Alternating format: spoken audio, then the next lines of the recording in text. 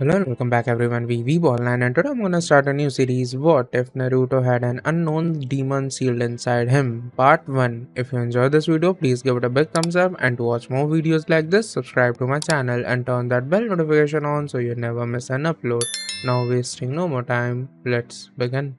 Every day when she is in the village, Hinata waits for an hour at the same location by the gate. She recalls everything that took place prior to Naruto leaving, including their kiss before the full moon and her attempt to free him from his captors before being knocked out and waking up in the main hospital in Leaf Village. She later learned that Jiraiya had taken Naruto away in order to make it more difficult for the Akatsuki to track him and train him on their journey. He had even taken Ili because she wouldn't leave Naruto. She has dreamed of Naruto kissing her and loving her almost every night, which has made her both happy and sad because he wasn't present. But for some strange reason, she heard a fight outside her window during the first few months, followed by an elderly man who sounded like Jiraiya saying, "Oh no, you don't," before she heard a Naruto play voice. But she thinks they were dreams. Having been there for an hour, she sighs and hopes Naruto will arrive soon. She has been putting a lot of effort into becoming stronger and, ideally, on par with Naruto. She starts to leave, prepared to carry out her daily tasks, which include training with her sister and cousin every day, daily missions, and tending to the garden. After a few hours, 3 individuals were strolling along the path, including the always towering Jiraiya, who was grinning wearily while glancing at the 2 pupils and sporting bags under his eyes. Naruto is seen walking down the path with a black t-shirt underneath his sleeveless orange hoodie, exposing the t-shirt's sleeves. In addition to his black ninja sandals and orange shorts, Naruto, for some reason, wore big black bands around his ankles and wrists that featured a white skull. His hair has grown longer and more spiky, and he now wears a black leaf shinobi headband to tie a longer ponytail a few inches long at his back. His headband was tilted to reveal a scar running down his forehead from Sasuke and the mission he went on with Hiku years ago. His eyes are a paler shade of blue than before, and his whisker lines are thicker and sharper than before. Ili, who is still more than a head shorter than Naruto, is next to him. She has long, lilac-colored hair, a charming smile, a purple arrow mark on her forehead, light brown eyes, and slightly sharper teeth. Despite not being an official leaf ninja, she wears a rather large light red hoodie, long purple pants, and bare feet. She even sports a leaf headband.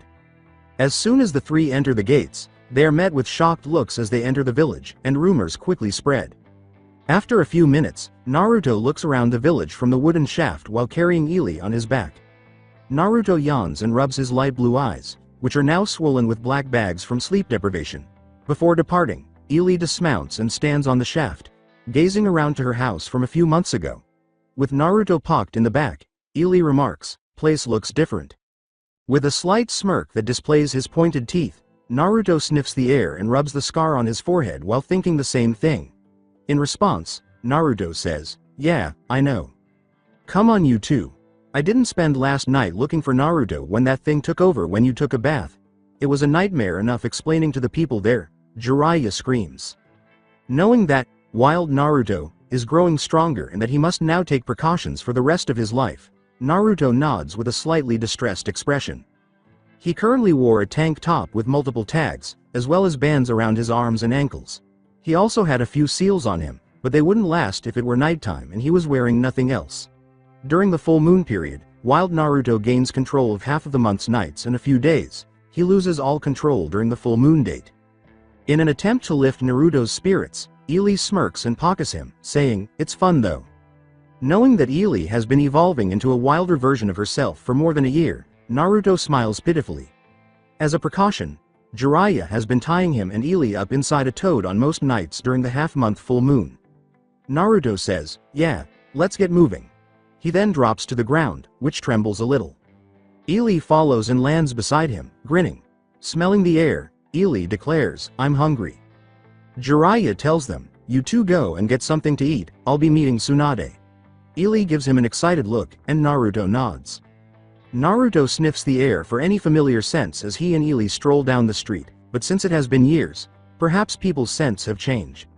Rubbing the back of his neck, Naruto sighs and thinks of Hinata, hoping that the letters he sent reached her and were delivered to the correct address. Ili didn't realize Naruto had stopped abruptly and continued to walk, a scent Naruto recognizes. His heart stops when he sees a familiar face after searching the area for the source of the scent. He soon notices a woman with white eyes and pale skin. and her dark blue hair is longer than he recalls. She is dressed in white pants, black ninja sandals, and a light cream hooded jacket with the Hyuga symbol on the back. She still wears the leaf headband around her neck, and she has a small, specially made bracelet with the Uzumaki symbol on it. When he is behind him, Naruto slows down after hurrying over. Naruto says, "Hey there, want to go on a date?" Hinata pauses and lets out a small sigh. "No thanks, I'm not interested."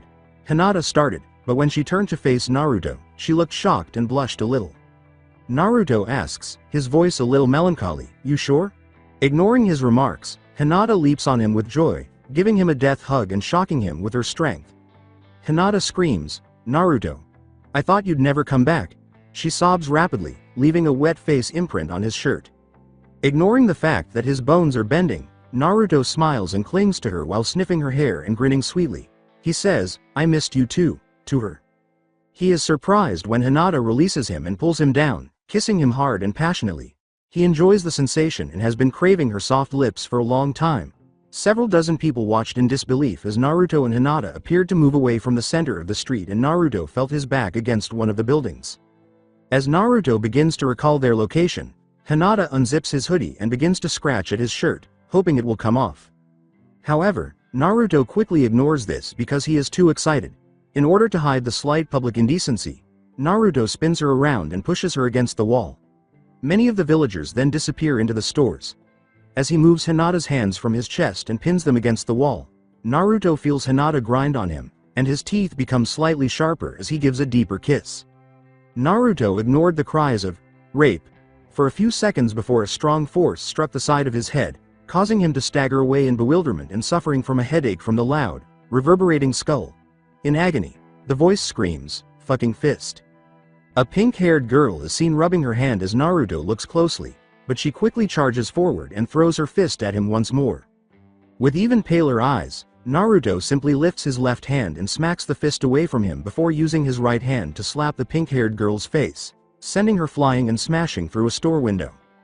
The ground begins to tremble as Naruto sees a purple blur with blonde hair swinging their foot at him. He sidesteps the kick, then grabs the purple blur's head and slams them into the ground. When Naruto notices a shadow on the ground, he becomes perplexed and looks up to see a red and white blur from above, swinging a black pole, which he chooses to ignore and observe. The person lands on the ground, trembling a little from the vibrations, and Naruto catches them by the collar after the pole smashes into his head, shattering it completely. "Naruto!" Hinata exclaims, his eyes turning bluer as he glances around. He notices Tenten, who is a little taken aback, and drops her, causing her to cough in agony. Naruto perspires a bit. Naruto says, a little uneasy because he seems to be wondering what happened, "Sorry, defensive reactions." Tenten looks at Naruto and coughs a little. Tenten looks at her employees and tells him, "It's alright. I didn't recognize you and Sakura reacted first, I just followed suit when I saw what was going on." She looks at Ino, a little taken aback by what has just transpired, and remarks, "You definitely are Naruto since you broke my weapon with that thick head of yours. And I'm guessing that friction you had with Ino and Sakura is still there. And it just got worse," Tenten responds. Naruto nods and looks. As Hinata appears beside Naruto, she looks at Ino and the broken window that Sakura passed through with a hint of concern. "Probably right." Naruto says. "Mind if I sneak away? 'Cause the perfume Ino and Sakura have on is hurting my nose?" Naruto inquires. Tenten gives a nod. Tenten picks up Ino and heads to the store, saying, "Understandable, the two have gotten rather angry and strong over the years."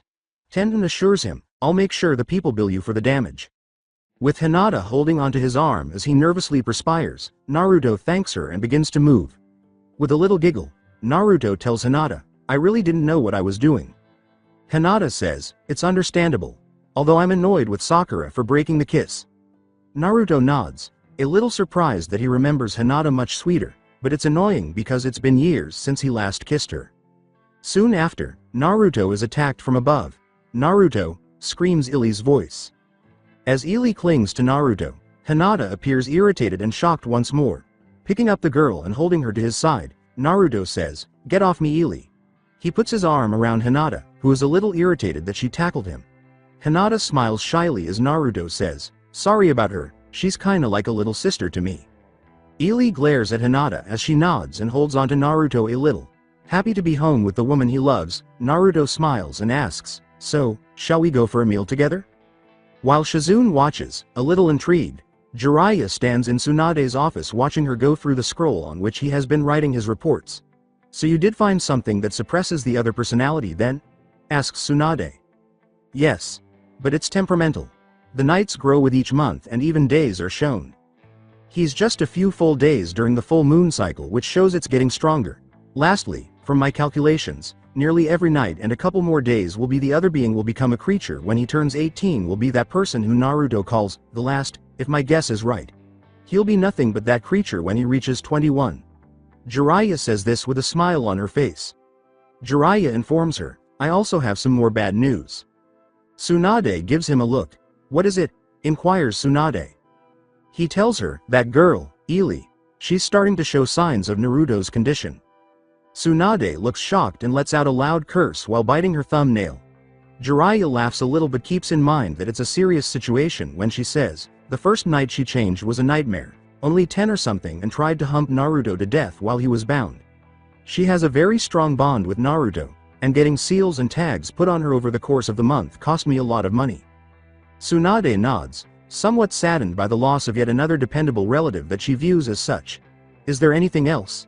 Tsunade asks in a dejected tone. "The Akatsuki have been acting and growing in power. I even heard that they tried to capture one of the Earth's Jinchuriki since the Akatsuki seems to be controlling the Earth Nation," Jiraiya informs her. Tsunade's eyebrows go up. "Tried?" Tsunade queries him. Jiraiya informs her that Naruto attempted to control the beasts inside of him but was unsuccessful. There's apparently a Rouge group within the Earth Nation that saved the Jinchuriki. The Earth's other Jinchuriki is safe for the moment since I happen to know he's on a journey similar to what Naruto did. So they are definitely hunting for Jinchuriki then?" Tsunade nods. Tsunade asks as she looks over the scroll once more. As Jiraiya explains to her, "Yes, but I don't know why. There haven't been any other acts other than high bounties being collected by shinobi in Akatsuki cloaks. Is there any positive update?" Tsunade asks, hoping for positive news rather than negative. Jiraiya paused for a moment. "I published my new book. I hear the other nations are strong in relation towards you. I've been informing our allied nations about the Akatsuki and the Earth Nation's possible involvement." Jiraiya informs her. "They'll give their support should anything happen, and I promised that we'd try and assist when we can." With the full support of the few villages and clans in the nation, Tsunade nods and says, "Well, we already have bonds stronger than most with the Wind and Wave Nation, and the Sound Nation is basically our land." She even heard that they were demanding that the Fire Nation have the lands to ensure full protection because the daimyo of that land is regarded as a sellout. Jiraiya nods and informs her, "Well, I'll be on the move, try and get information and keep the Akatsuki on their toes and away from Naruto." As Jiraiya leaves after thanking him, Tsunade looks at the scroll and silently prays that Jiraiya will be safe and Naruto and Ely will be okay. As Ely eats multiple bowls of ramen, Naruto watches in mild bewilderment while Hinata watches somewhat terrifiedly. "You've changed so much, Naruto," Hinata says, attempting to hide the shocked expressions of the other patrons who are watching Ely. Naruto smirks and responds, "Yeah. Thanks to puberty. Was Jiraiya's name correct?" Naruto ponders. Ely eats quickly and says, "Think so. Maybe. Aunt Flo. That what Jiraiya called me." Naruto nods and eats some ramen, saying, "Maybe Aunt Flo." Hinata's face is red and she is choking a lot from what Ely is saying. That's not what Aunt Flo is," Hinata shouts, causing everyone to pause and stare at her. She blushes equally intensely and quickly hides in Naruto's hoodie as he watches her with interest. Naruto, who is a little honest and lost what social skills he learned because he spent most of his time with a pervert and Ely, who only knew a few words, looks at Hinata burying herself in his hoodie and says, "Maybe it's not Aunt Flo then." "Well, last time I saw you, you were the most attractive person I knew, and now? Well, I'm just confused how you got better than last time." While Ely is glaring at Naruto, Hinata is a little perplexed but realizes it was a compliment. "T that you, Naruto," Hinata says, kissing his cheek, "and you're more handsome than before." She is a little shy now, but she coughs to stop herself from stuttering. After giving her a forehead kiss and grinning, Naruto says, "Thanks, Hinata." He then continues to eat some of his ramen. "Hey, Naruto." Someone leaps on his back as a young voice says, "It's been fucking ages." What time did you return? His voice is loud as he asks. When Naruto sees Konohamaru, he smirks and says, "Hey, haven't seen you in years, mate. And I got here about an hour ago." Naruto turns in bewilderment, wondering why so many people jump on him. With a sly smile, Konohamaru glances at Hinata and waves before turning to face Ily. "Hey, Ily, right?" Konohamaru smirks as he says this. Ily tilts her head in his direction and asks, "Who are you?" Still struggling to speak, Ily asks. Konohamaru tells her, "It's me, Konohamaru Sarutobi. I looked after you while Naruto went on missions." He recalls that she had kicked his ass a few times and now questions why Tsunade assigned him to watch a girl his own age. "You're looking good." He smirks and winks. Konohamaru sighs in frustration as Ily quickly ignores him and begins eating her new ramen bowl. "So, Naruto, what's the plan for today? Because I've been putting a lot of effort into trying to catch up to you. I'll eventually be stronger than you." He smirks and yells. Hinata tells him, recalling how he defeated 3 powerful Chunin-level kunoichi with just a few moves. "I doubt that, Konohamaru."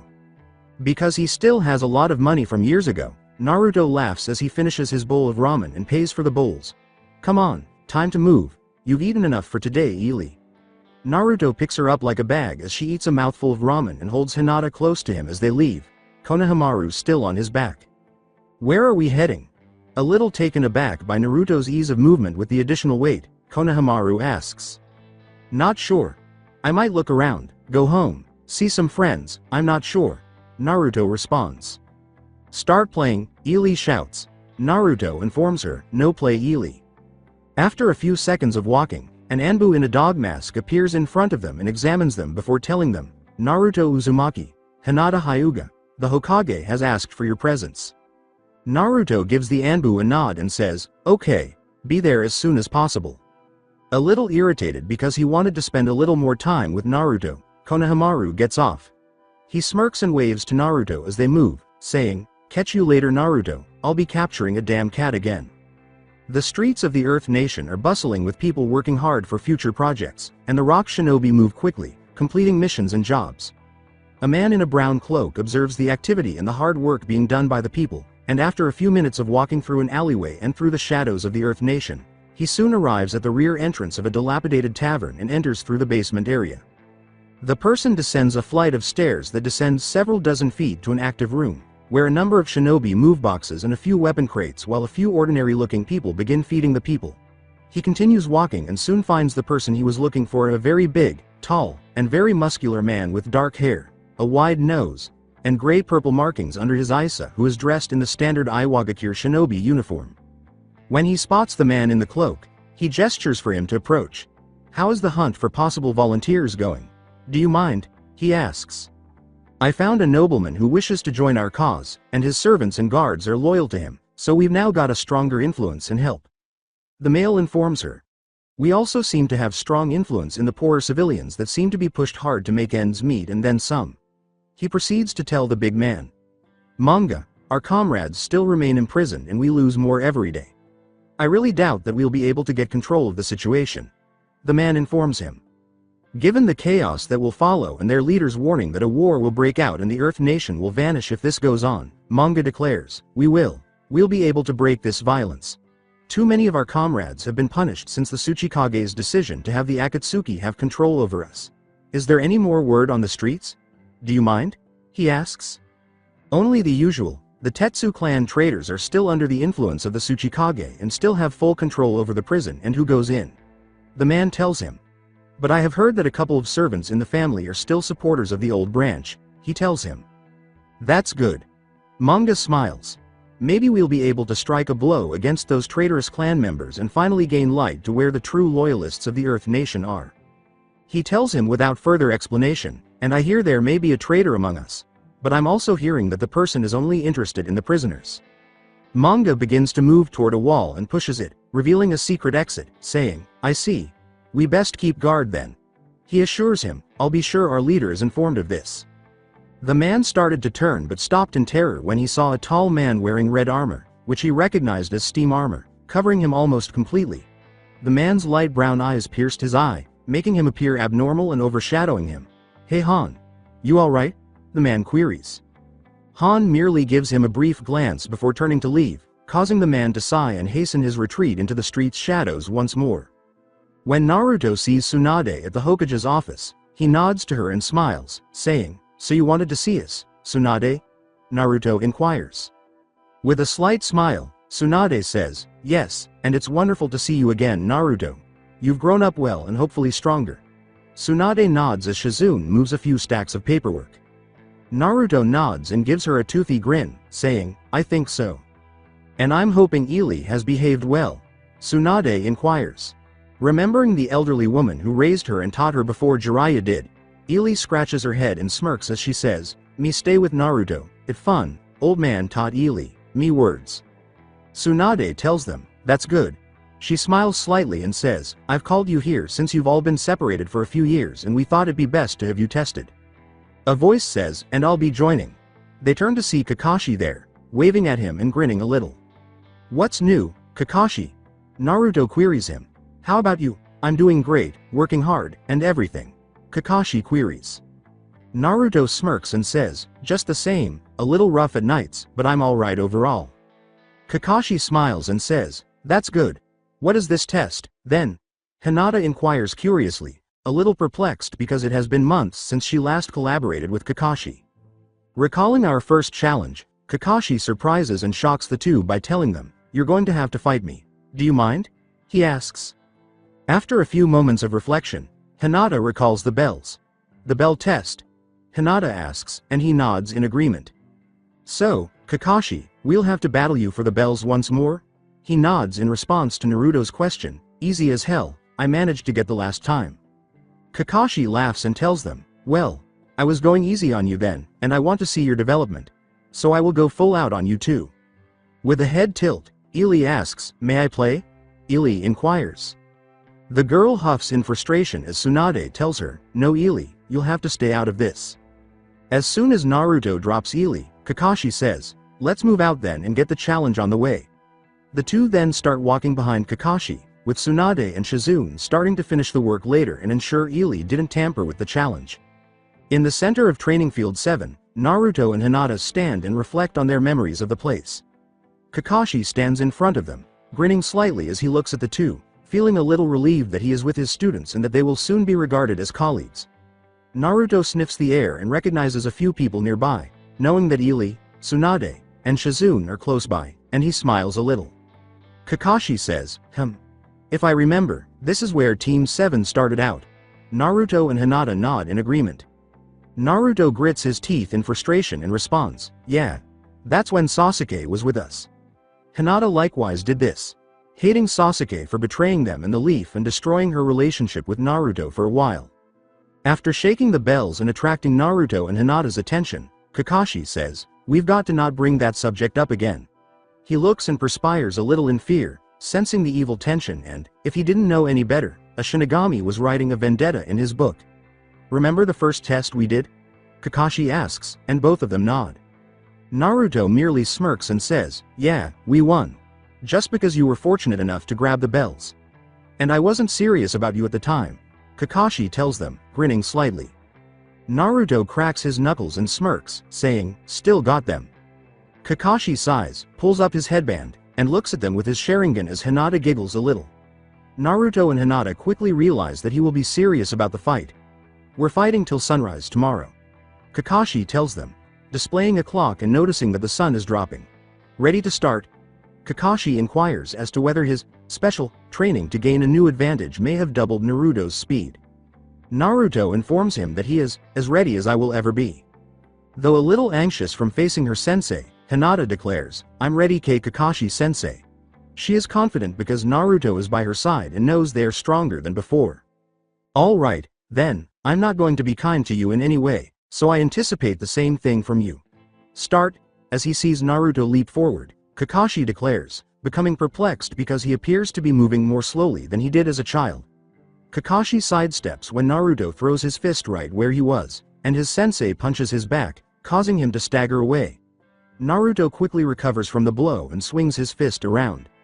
When Kakashi notices this, he tries to grab Naruto's wrist and succeeds, but his eyes widen in shock when he sees how Naruto's arm keeps moving like nothing. He is then struck by the fist and sent flying, but he recovers and lands on the ground with his feet and skids to a stop. Naruto smirks, enjoying that Kakashi was unable to block his attack because the weight of the swing was too great. Didn't think that I was swinging a heavy attack, he says to himself, grinning and glancing at his wristband and weight on his wrists. When Kakashi notices the eye movement, he realizes that Naruto is wearing arm weights. That would explain him being slower, Kakashi says, but how much since he overpowered me with the swing? Kakashi then slides to the side, avoiding Hinata's attack, but feels the force behind it, and the tree behind him bursts into splinters. When Kakashi realizes that she can use the 8 trigrams air palm, Naruto appears behind him, causing him to curse in frustration and make a few hand gestures before kicking him. Kakashi bursts into smoke, revealing the remains of a log that has been neatly cut in half. Naruto laughs and cracks his neck, saying, "Nearly had him. Good work, Hinata." Hinata nods and smiles back. Shizune remarks, somewhat taken aback, "Wow. They tried and nearly got Kakashi within a few seconds." As she watches the log split in two, Tsunade remarks, "Teamwork is alright. Naruto's kicks are impressive." When Tsunade and Shizune see the log turn to dust and splinters, they're shocked. Naruto kicks really hard. Ili, who is sitting close by and huffing in frustration because she isn't training with Team 7, smirks as she says, "Naruto kicks hard." She rubs her jaw the last time he kicked, as she lost a tooth and a week due to it last year. As he sniffs the air and Hinata activates her Byakugan without a hand sign, Naruto looks around. When he notices that Hinata nods downward, he smirks and lifts his foot high, the flexibility reaching above his head. His heel smashes into the ground, and the ground explodes, shocking Hinata, who almost loses her footing and avoids the collapsing ground. Astonished by the force of Naruto's kicks, Kakashi emerges from the wreckage and remarks to himself, "I see that it was a wise decision to not get kicked by using substitution." Hinata pulls out a kunai and throws it, causing Kakashi to duck and leap out of the debris. The force of Naruto's blow causes Kakashi to yell in agony, hear his forearms crack, and send his foot in his direction. The Jonin quickly moves his arms to block, but he is unable to do so because he is in midair. Kakashi turns, shocked to see Naruto in the air, clenching both of his fists together above his head, and he quickly blocks his fists, but the force sends Kakashi down like a meteor, falling towards the river and smashes into it, causing the entire river to shoot up, leaving it bare for a moment before the water falls back into the water. As Hinata approaches the shaky river, she wonders if Kakashi is okay and is a little taken aback by Naruto's strength. Hinata's Byakugan glances at Kakashi and then looks shocked. "Naruto!" Hinata shouts as he plummets back to the surface, and when the water erupts, a gigantic water dragon shoots skyward, slamming into the startled Naruto before taking off again. With water streaming from his hair and a sharp cough, Kakashi emerges from the water and gives Hinata a serious expression. "I told you guys I'm not going to be easy on you," Kakashi says, his Sharingan wide. I'm ready for whatever you bring to me." Hinata bites her lip and assumes the gentle fist position. Kakashi takes a slow breath and lunges forward, drawing out 2 kunai and holding them in both hands. When Hinata thrusts her palms at him, the force and traces of chakra shoot towards him, but Kakashi easily avoids them.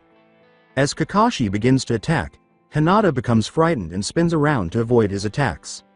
She becomes alarmed as she sees Kakashi increase in speed and severing some of her clothing and skin, and she begins to panic when she sees him pushing chakra into his hands and into his kunai, which quickly slashes through some of her clothing and skin.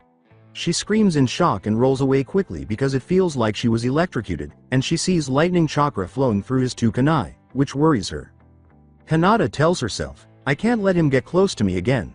I'll have to use that jutsu to protect myself, but it will deplete my chakra." Shit. Kakashi yells to himself as his lightning-filled kunai stabs into the blue chakra, and he is shocked when she begins to spin, glow blue, and expand. He leaps forward once more and launches his kunai at her. Swivel. A sphere of blue chakra appears as Hinata screams. When Kakashi's kunai and Hinata's chakra collide, a lot of sparks fly, the ground cracks, and he sees his kunai chipping away while it begins to tear into the chakra sphere. Kakashi grits his teeth, pours more chakra into the kunai, drops the kunai in his other hand, and smashes his other hand into the hilt of the kunai.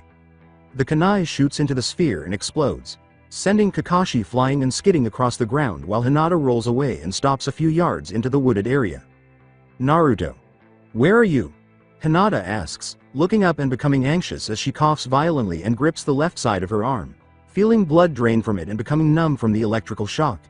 She moves rapidly in an attempt to conceal and mend her wound so she won't have to worry about it. Naruto slowly comes to a stop as he keeps flying through the air. Since there is no warmth and the water dragon is responsible for the majority of the force that sent him this high, he shivers and gets covered in frost. Naruto makes a hand sign and shatters away. 3 clones materialize when Naruto utters the words, SS Shadow C Clone JJ Jutsu. He has 1 beneath him and 2 on either side. The 2 clones seize his wrists, causing a string to emerge, which they both cling to. Before the string stretches and slows down, the real Naruto jumps off the clone below him and places his feet on it, rising higher in the air. Naruto shoots back down violently, flying towards the ground, as the clone he jumped from explodes into smoke and the other 2 clones pull hard on the strings. The Leaf Village soon appeared, and Naruto grinned as he felt much warmer and could see the entire Fire Nation. The frost melts and the friction begins to burn the area around him. Hinata feels some relief as she applies Hyuga Clan's secret ointment to her wound while taking slow breaths. Using her Byakugan, she sees Kakashi attempting to locate her, but he won't stop her outright unless she specifically requests it. A tearing sound seems to permeate the air as Hinata and Kakashi suddenly sense danger. A flaming object is soon seen falling towards their general direction after they get a feeling and glance up at the sky, but the direction would cause it to miss by a significant amount. Several hundred yards away, the flaming object abruptly hits the ground. The ground there explodes, uprooting the dust and even some of the more recent trees. Because Kakashi saw Hinata's edge with his Sharingan, Hinata is caught off guard and unintentionally reveals her position, forcing Kakashi to use chakra to stay in place. "I got you," Kakashi tells himself, taking advantage of the chance to reach Hinata before she gets better. A crater can be seen where the fire-covered object struck, and Naruto is standing there with some burns on his clothing but otherwise unharmed. To prepare for the landing, he has his arms pointing out to the side and his legs bent slightly like a bow. A vibration can be seen traveling from his feet to his head, hands, and back again as he painfully grinds his teeth together. Since the shock of the impact prevented him from moving his body much, he began walking in the same position after it passed. Naruto exclaims, "Ow. Fuck. Fuck. Ow. Fuck," with every stride. With a little concern, Hinata wonders if that was Naruto or if something strange happened. She rolls away and sees Kakashi, who appears behind her and slams his fist into her back, causing her to scream in agony. She curses that she was caught off guard. Kakashi keeps a close eye on Hinata as she stands back up and the two circle one another, waiting for the other to initiate contact.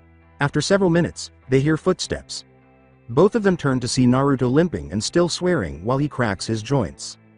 Kakashi smiles slightly and says, "Glad you could join us, Naruto." Naruto glares at him. Kakashi smiles and asks, "Shall we do our old tests?" Naruto and Hinata exchange a slightly perplexed glance before shrugging. As Kakashi wiped away his perspiration, they both sigh and stretch and crack their joints, saying, "Sure." Shinobi Battle Skills Number 1. Taijutsu. Kakashi smiles as he states this. Naruto grits his teeth and cracks his leg joint as he snaps it to the side. Then Naruto smirks when he hears Kakashi. "Taijutsu, my fav." Naruto smirks as he disappears, and Kakashi swiftly dodges and slams his knee into Naruto's stomach. While Hinata emerges behind Kakashi, aiming to attack his blind spot, Naruto coughs up some of his stomach contents before flipping back and landing on his feet, gritting his teeth. However, Hinata sucks her stomach in and barely avoids Kakashi's swinging fist as he ducks and spins it to strike her. Once more, Naruto leaps forward, aiming for Kakashi's face with a high foot swing. When Kakashi witnesses his attack and Hinata swinging her leg low in an attempt to remove his legs, he becomes alarmed. Kakashi rapidly leans back, cracking his back as he lifts his feet off the ground and flips backwards to barely avoid Hinata's and Naruto's attacks. As he spins around, aiming for below, Naruto notices this and smirks. Meanwhile, Hinata spins around, her hand aiming for above and removing Kakashi's movement in one of his legs. Kakashi swears once more, pushes himself off the ground, turns around, and avoids both blows once more. Kakashi swiftly retreats to ensure that it won't occur again. When Naruto notices that Kakashi is breathing more deeply and perspiring a bit, he smirks and yawns. Hinata inhales sharply, and the two exchange glances before nodding and realizing that Kakashi lacks the strength to defend from both sides. Shizune appears impressed, and Tsunade smiles. Shinune remarks with a hint of excitement, "Those two are quick to anticipate each other's moves so effectively." Still huffing in frustration, Tsunade pats Ely on the head and responds, yeah. She is thrilled to see Naruto becoming more serious. Since Naruto and Hinata could deal terrible damage with just a brush, Kakashi has to work hard to avoid all of their blows as they attack him from both the front and the back. The area bursts with leaves as Kakashi clenches his teeth and makes two abrupt hand gestures. Hinata and Naruto launch their palms or fists forward, but something grabs their wrists and blocks their hands. When Naruto appears in the center, his clothes are ripped, he appears more savage, and his eyes are white. Naruto and Hinata's eyes widen in shock. Naruto is a little alarmed, but he doesn't understand how wild Naruto got here and is still perplexed. Hinata, on the other hand, is a little alarmed because she knows that white-eyed Naruto is dangerous and recalls him from the Forest of Death and the Chunin exams. With a slight growl, wild Naruto pushes them away and peers between them. Hinata is terrified as wild Naruto smirks demonically at her and says, "Free at last. I'll kill everyone. In this village. After I kill you. And take my mate." Wild Naruto approaches Hinata and helps her stand back up. He then lunges forward to try to grab her, but she avoids him, making it appear as though they are playing a catching game.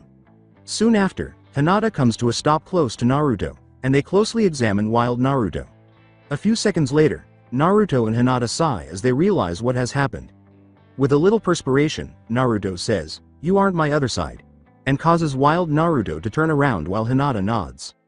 Recalling Naruto's speed, Hinata responds, "Why yes. The other 1W wouldn't be this slow." She knows the other Naruto would be equally quick and gets right to the point.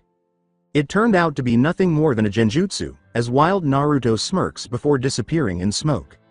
Kakashi shows up and gives the two a smile. Kakashi smiles as he tells them, "Shinobi battle skills number 2. Genjutsu. And, I noticed that this time, it worked on you Naruto. So you now ha." As his hands quickly blur, Kakashi exclaims, "And now, Shinobi battle skills number 3. Ninjutsu." Before bringing his hand to his lips. He screams, "Fire style. Fireball jutsu," and launches a fireball in their direction. Smiling, Naruto makes a few hand gestures. Naruto shouts, "Earth style. Mud wall," and lifts his foot, slamming it to the ground. The ground in front of them quickly rises and reveals an earth wall that blocks the flames as they collide and the fire spreads. As the flames intensify, Naruto smirks, but none of them reach his wall. He then taps Hinata, causing her to smile and advance. Hinata takes a close look, notices that Kakashi is still standing, and mentally computes something. Hinata nods as he walks back and observes, saying, "Step back please and Naruto." Hinata spins rapidly while paying close attention. She yells, "Rotation," which causes a chakra sphere to strike the earth wall and explode. Kakashi looks shocked as pieces of rock and earth fly in his direction, and he begins to sidestep and avoid the flying debris.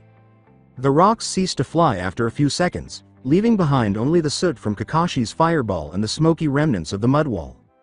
Naruto makes multiple shadow clones and makes a hand sign. They disappear and encircle Kakashi before launching forward, at which point Kakashi makes a hand gesture and sends lightning streaking through the area. The real Naruto rolls back, his hair standing up from the shock, and the shadow clones burst from the lightning and a cry of agony. Naruto says, "That fucking hurt," and then stands up. His nerves were still aching, so he glares at Kakashi and shakes his hand. Taking a deep breath, Kakashi looks at Naruto and soon starts to worry a little because of how pale and sweaty Naruto's eyes are. Naruto. Are you alright?" Kakashi asks, looking up at the sky and noticing that the moon was more than 3/4 full. Naruto smirks and cracks his joint in response, "Yeah." Kakashi quickly performs a number of hand signals after scanning and spotting a nearby pond.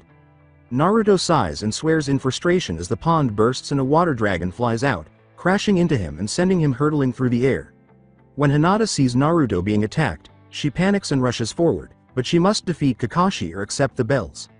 Kakashi makes a hand gesture and swears before launching himself into the ground, leaving only a tiny hole in the ground. He slides around beneath the ground, occasionally popping out, as Hinata carefully examines the area, but she uses air palm on him. However, she moved around and he sank back in too quickly, making it seem like a game of whack-a-mole. Naruto gets back up in agony and coughs up some water. Naruto looks at his shirt and says, "I need to end this quickly." With a hint of concern. Naruto says with a hint of concern, "Bastard. He disabled my seals in my clothes." Naruto inhales deeply before disappearing. Hinata waits, breathing heavily as she grows weary of Kakashi's game. Kakashi rises from the ground and takes a deep breath, growing a little weary of sprinting around to dodge all of her blows. I just got to keep my distance from them till the time is up. Knowing that Kakashi would be more careless than before, Hinata shows up and launches an attack after noticing his weaker chakra coils. Kakashi dodges the attacks as fast as he can while cursing.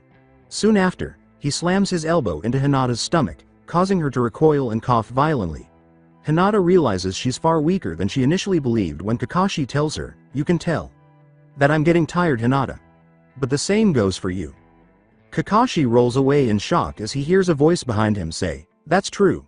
But I'm still willing to go." He turns to see Naruto there. Kakashi remarks incredulously, "Yeah, you can take a hit and still ask for more." Concerned, Naruto begins with his ankle weights and laughs at this as well as he removes his wristbands and gently sets them on the ground. "I'm going to have to make this fast, Kakashi-sensei. These weights make it easier for me to move. But they've got seals in them. I apologize if anyone gets hurt if I lose control," Naruto informs him. Now that he is concerned, Kakashi begins to back off, attempting to maintain space between them so that he can attack back.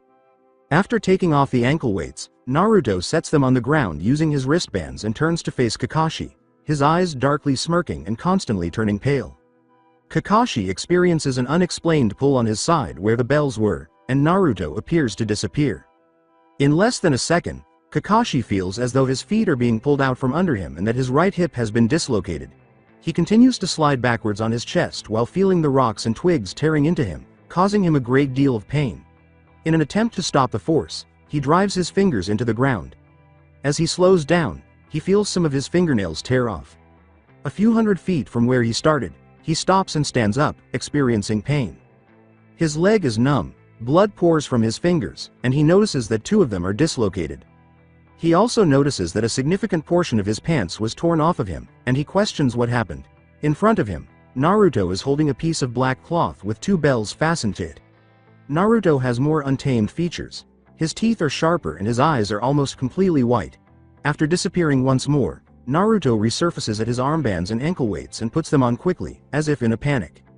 As he tries to understand what happened, Kakashi coughs in pain. He was very concerned that his Sharingan was unable to follow Naruto at all. Before his face hit the floor, Kakashi only managed to capture a blur of blonde and orange. Kakashi quickly discovers that Naruto only grabbed the bells before the force tore his pants and dragged him back. The eyes and mouths of Tsunade and Shizune were wide open as they stared in complete astonishment. Shizune blinks, missing the whole thing, and asks, What just happened?" Tsunade acknowledges, "I have no idea." Ili chuckles.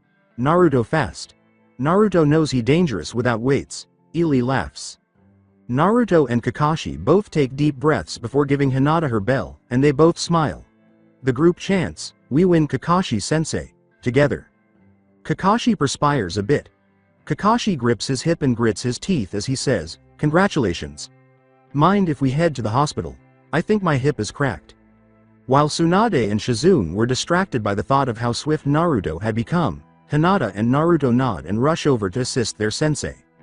More shinobi were moving and enhancing their walls and weapons at the hidden rock village in the Earth Nation. People in the streets put in a lot of effort. Their labor has almost become second nature to them.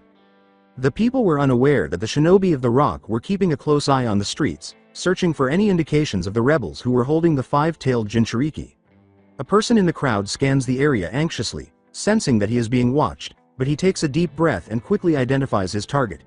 Knowing it's a suicidal mission, he draws a small dagger, moves quickly, and grips it firmly. He seizes the victim, a woman wearing a blue dress. He holds her tightly to prevent her from moving as he drives his dagger into her back. The crowd gasps in disbelief and flees as he stabs her twice more, severing her spine and shattering his dagger. The man is fully dressed as a miner in the less congested street. He backs off, realizing that he's done for when he sees shinobi land all around him. He yells, "I die for the cause," and lunges at one of the shinobi while brandishing another dagger.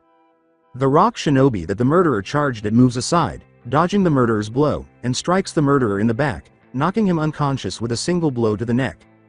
The other shinobi advance, sighing as they see the dead woman, while the murderer falls to the ground. The shinobi kicks the murderer after saying, "Murdering an innocent woman in the middle of a public street. These rebels are horrible." A female kunoichi started, "We'll get information from this bastard." However, smoke began to emanate from the unconscious individual. Then she exclaims, "What the?" The person yells in shock as one of the shinobi swiftly turns them and reveals a paper tag. He shouts, "Move!" which causes the rock ninja to leap out of the way before the explosion happens, killing the assailant. After clearing the area for a few minutes, the shinobi realized the individual was a minor and started looking into his identity and potential leads. In the Tsuchikage's office, the Tsuchikage received the report of the woman and minor being assassinated. The old man sighs in frustration as he peruses it. Another assassination. This time, they found the spy I assigned to get the information of the rebels, he grumbles. A female kunoichi sighs as she examines the report. In a dejected tone, she says, "Not her. I liked her, she was a good friend." She screams angrily, "Why did you get her involved, Gramps?" The Tsuchikage informs her, she volunteered Kuretsuchi. He rubs his back painfully and says, "I am getting truly tired of this damn rebellion."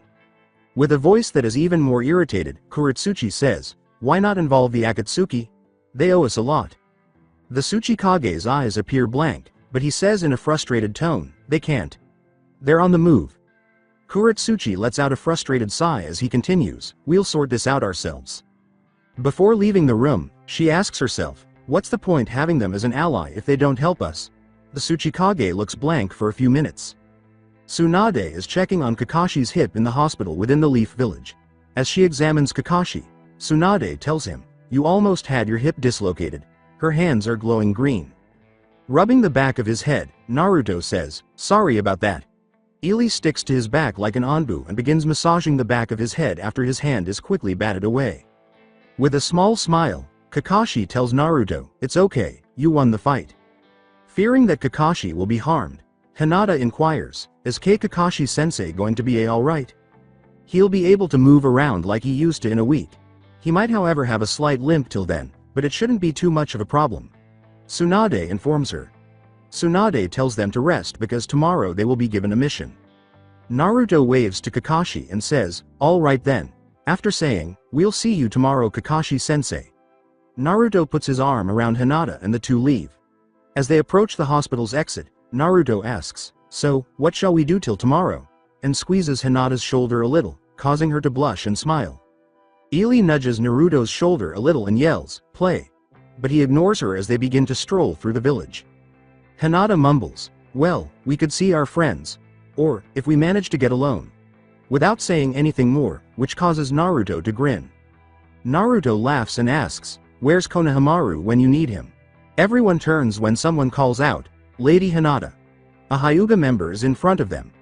The Hyuga bows slightly and says, "Lord Heishi has told me to bring you home once you were done with your training exercise." Hinata responds with a nod and a sigh. Looking at Naruto, Hinata replies, "Very well then, thank you." Hinata leans forward and gives Naruto a kiss before turning to leave, saying, "I'll see you tomorrow, Naruto." As Naruto watches Hinata disappear into the village, he smiles a little. Ili calls out, "Naruto." And Naruto sighs, indicating that he is paying attention. Naruto recoils and lets out a frustrated sigh as Ili plants a kiss on the corner of his mouth. Naruto tells her, "Stop that, Ili," and makes his way back to where he thinks his apartment building is. Since the woman who was killed by the rebel was his niece, the Earth Daimyo has launched an investigation into the Hidden Rock Village. He requested that the Tsuchikage send someone to look into it for him. The Tsuchikage gave his grandchild, Kuretsuchi, permission to look into the death of the woman and a prominent Explosion Corps member. The Tsuchikage and Kuretsuchi assumed the murdered woman must have known something, even though they were aware of her mission. Kuretsuchi has been in contact with several other Earth Shinobi members. As they conversed with the woman's contacts, they discovered that she appeared to be a traveling merchant. As she leans against a stone wall, Kuretsuchi thinks. Since she was the best spy, everyone in the area thought she was a merchant. Not even the daimyo knew she was a kunoichi. Does that imply that one of the old man's men is a traitor since hardly anyone of our own knew who she really was? Kuretsuchi questions. She looks as someone calls, "Kuretsuchi." A rock shinobi tells her, "The owner of the hotel is allowing us to search the room." She nods, and the two enter the building next to them. They eventually arrived at the room and took a look inside after a few minutes. They are suspicious and question whether the room was ransacked before or after her death because it appeared to have been done so beforehand. She says, "This isn't good."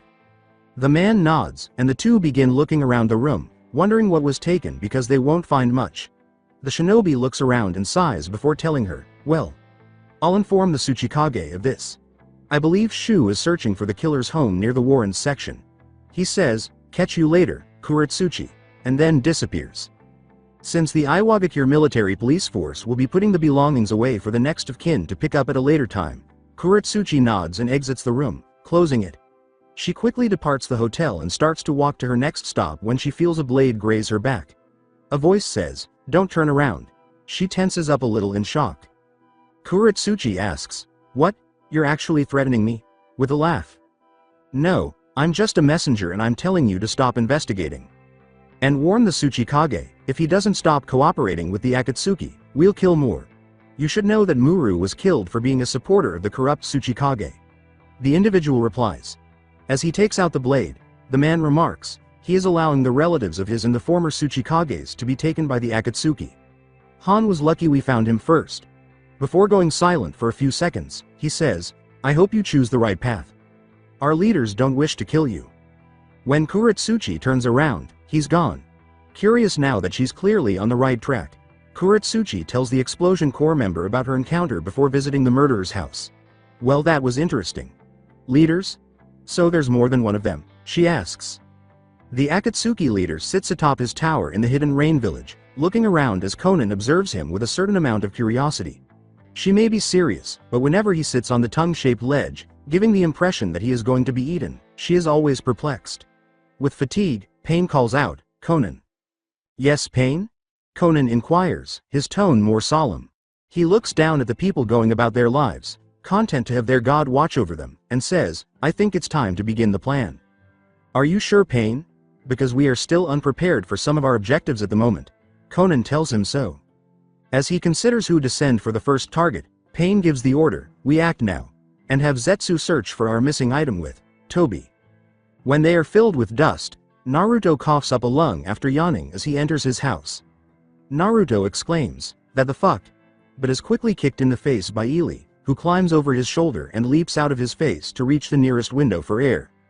As dust flies out the window, Ely coughs and complains, room. Dusty as, old man's junk. Yeah. Naruto laughs, moving cautiously because the floors groan with every step. Naruto looks out and notices the moon. I wonder if I should clean up first before falling asleep. He muses.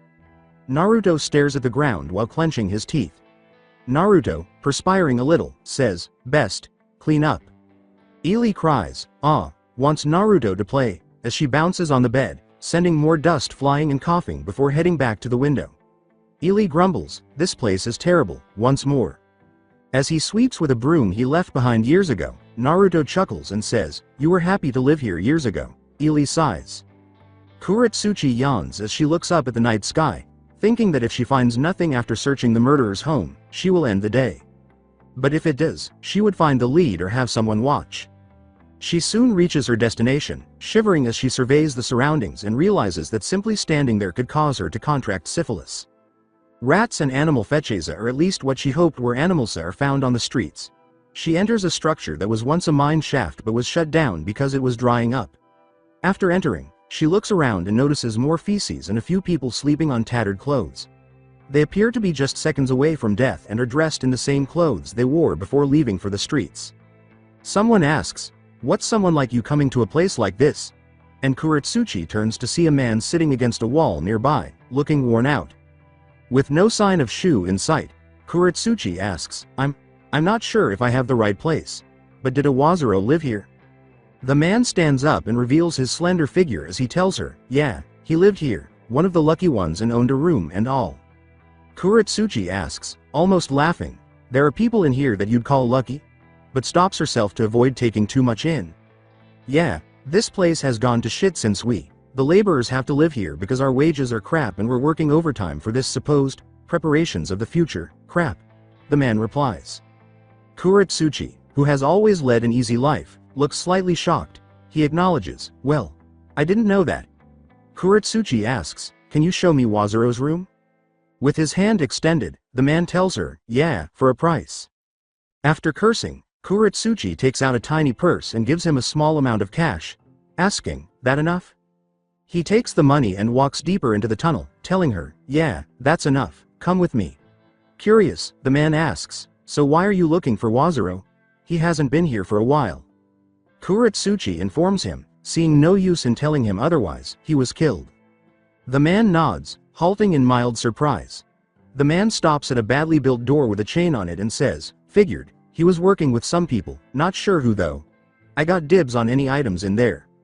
Kuretsuchi tells him, "Unless I find it important," then he smashes the door and sends it flying. With multiple keys in his possession, the man tells her, "Okay. And if you'd waited a second, I'd have unlocked it with the key." He tells her, "I'm the owner of this place after all." With a sigh, Kuretsuchi enters the room and notices a small table, a small suitcase, and a stained mattress.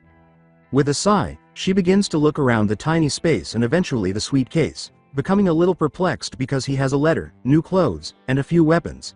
As she reads the letter, she starts to get a little lost. "Wazuro, you know the target. Go to the market district. This is a suicide mission. We will take action soon, and your life will be remembered. May Kami keep you safe. R." Kuretsuchi takes the ladder and investigates the case further, but finds nothing more. So this guy was taking orders, he is most likely in the rebellion then, he observes. In a case, why would he have this stuff? She ponders. A man in leather armor is standing at the doorway when she hears a pained grunt and turns to see the man she was with hit the floor. The man cracks his knuckles, charges forward, and swings his fist at Kuretsuchi, saying, "Damn, I'm too late." However, she dodges to the left, chopping at his throat, causing him to choke in agony and drop to his knees. The man is then forced to the ground, exhausted, after Kuretsuchi slams her knee into his back. Then she sits on the man's back and catches his arm, feeling the strain as she pulls it back between her legs. Kuretsuchi tells the man, "Okay, when you can talk, tell me who you work for and why you're here." He coughs, wheezes, and recovers his voice for a minute. He tells her, Please, let go," as he feels his shoulder almost pop out.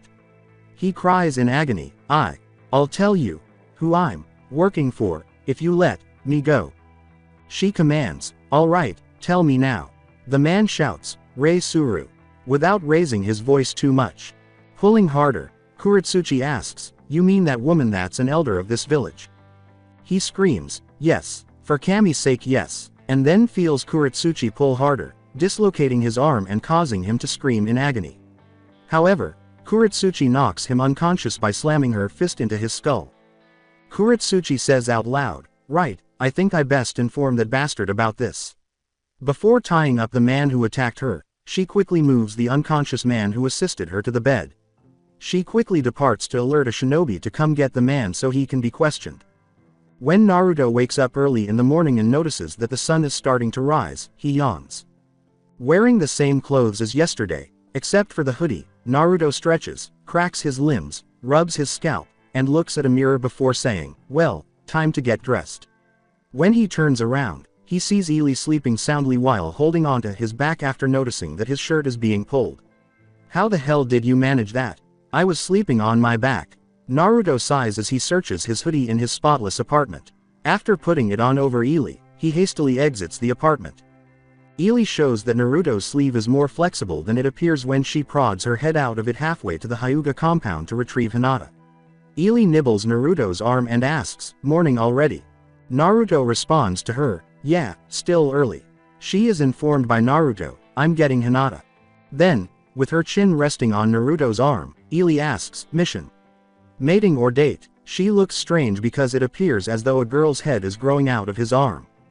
Naruto lets out a sigh. Naruto tells her, "Mission and maybe breakfast." Ely scowls in frustration. "I want a date," she exclaims. Naruto pokes her head and says, "Then find one." She bites her finger. After clenching his jaw, Naruto sucks his finger that is a little bloody. Naruto tells her, "Don't bite Ely." They soon arrive at the Hyuga compound. As Ely moves back into his hottie, Naruto says, "Here we are." The civilians passing by in the early morning find this confusing. Her head is below Naruto's as the big lump in his hoodie moves around even more and eventually emerges from the zipper. Ely remarks, "Big place, doesn't smell normal." Naruto leaps over the wall and moves quickly before coming to a stop outside an open window. With a small smirk, he sniffs and leaps through the window. He quickly pushes Ely back into his hoodie and notices Hinata stretching and facing Naruto. Since she hasn't noticed him yet, he grins even more and approaches her covertly. Soon after, he crawls onto the bed and plants a kiss on Hinata's neck, causing her to jump and look. She covers her chest because she is wearing pajama pants and a white shirt, and blushes when she sees Naruto. He smiles and puts his hands on Hinata's shoulders before saying, "Hey Hinata, I missed you." After blushing a little, Hinata leans forward and gives Naruto a quick kiss. Soon after, she reaches down and rests her hands on his side, relishing the feeling of a still kiss. As Naruto massages her shoulders, she quickly blushes as she feels hands grabbing her breasts and enjoying the sensation. Her face quickly becomes confused as she feels two hands on her breasts and shoulders. She breaks the kiss a little and looks down to see Ely's small arms grabbing her breasts and protruding from Naruto's sleeves, as well as the top of her head close to his shoulders. Squeezing them a bit, Ely remarks, "Big boobs." Jiraiya liked them for some reason, and observes that Hinata's face is flushed. Naruto snatches Ely's hands as she screams. Naruto tells her, "Don't do that, Ely." He then hears doors open and turns to see some Hyuga members standing there, startled to see Naruto. Naruto smiles and says, "Hi there." One of the Hyuga members snatches a nearby wooden chair and hurls it at Naruto, causing it to smash completely when it hits Naruto's head. While Naruto rubs his head and moves aside to avoid a Hyuga's attack, the Hyugas charge forward. Before Hinata could protest and order them to stop, one of the Hyugas grabs her and walks away. As the two other Hyugas leap after him, Naruto shoots back, and leaps through the window. When the first Hyuga leaps forward and thrusts their palm at Naruto's chest, Naruto uses his left hand to smack the palm away and toss the hand back, severing the man's throat and causing him to collapse.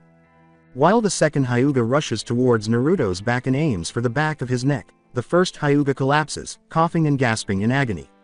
Soon after, a hand emerges, tearing through the hoodie and grabbing the man's arm. Startled, the man activates his Byakugan to discover a young adolescent girl concealed inside Naruto's hoodie. The final Hyuga is backhanded by Naruto as he spins around, causing a crack and sending the man flying before he stops after hitting a bush. Knowing that he just dislocated the man's jaw, Naruto cracks his hands and soon notices multiple Hyugas in the area. Nervously, Naruto says, "Hey." Hinata shouts, "Stop," as she approaches the window. In order to prevent the other Hyuga members from fighting Naruto, Hinata knocked out the Hyuga who was guarding her. "He's my teammate. He was just making sure I was ready for morning training and surprised me," she tells them. They unwind a little and glare at Naruto, who waves and smirks despite the fact that he just easily knocked down two Hyuga guards. A voice says, "Naruto Uzumaki.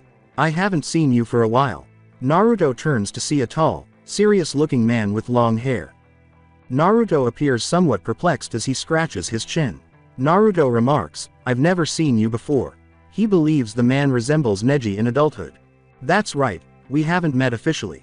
I am Hiashi Hyuga, Hinata's father," he informs him. Although Hinata is afraid, Naruto nods. Naruto rubs his anxious head and says, "Nice to meet you. Sorry about these guys, they attacked first." Ely shouts, "I'm Ely," as she smirks and pokes her head out of Naruto's hoodie. Hiashi gives her a bewildered look but nods. Hiashi looks at his daughter and says, "I understand, but don't enter our compound without permission." She nods nervously as he says, "Best get ready for training then, Hinata." Hinata responds, "Why yes father." Ely is nibbling at Naruto like a playful puppy as Naruto smiles. Before the Hyuga assist their deceased family members, Ely asks, "We play now?" Then, since Naruto is still trespassing, a branch family member approaches and guides him outside the compound. Hinata had already eaten while Naruto was waiting, so he was unable to take her out for breakfast for a few hours. While the villagers went about their daily lives, the shinobi prepared for their missions or, if they were on guard duty, their positions. Ely, who continued to cuddle with Naruto beneath his hoodie, was waiting outside the Hokage's office with Naruto and Hinata. Because Ely is in trouble for inappropriately touching Hinata, Naruto holds onto her shoulders and occasionally smacks her hands away.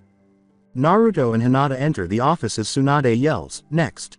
Through the door, Tsunade, who has been sleeping at her desk once more, says with a faint smile, "Ah, Naruto, Hinata, good to see you've come."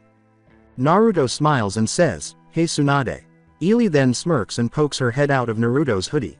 Tsunade starts to perspire as Ili yells, "Play!"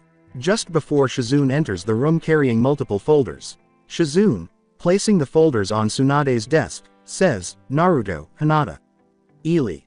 Hinata and Naruto are perplexed when Tsunade says, "Right, now that Kakashi's here, I guess I'll tell you the mission." A gray-haired man then appears between the two. Kakashi smiles slightly and says, "Yo."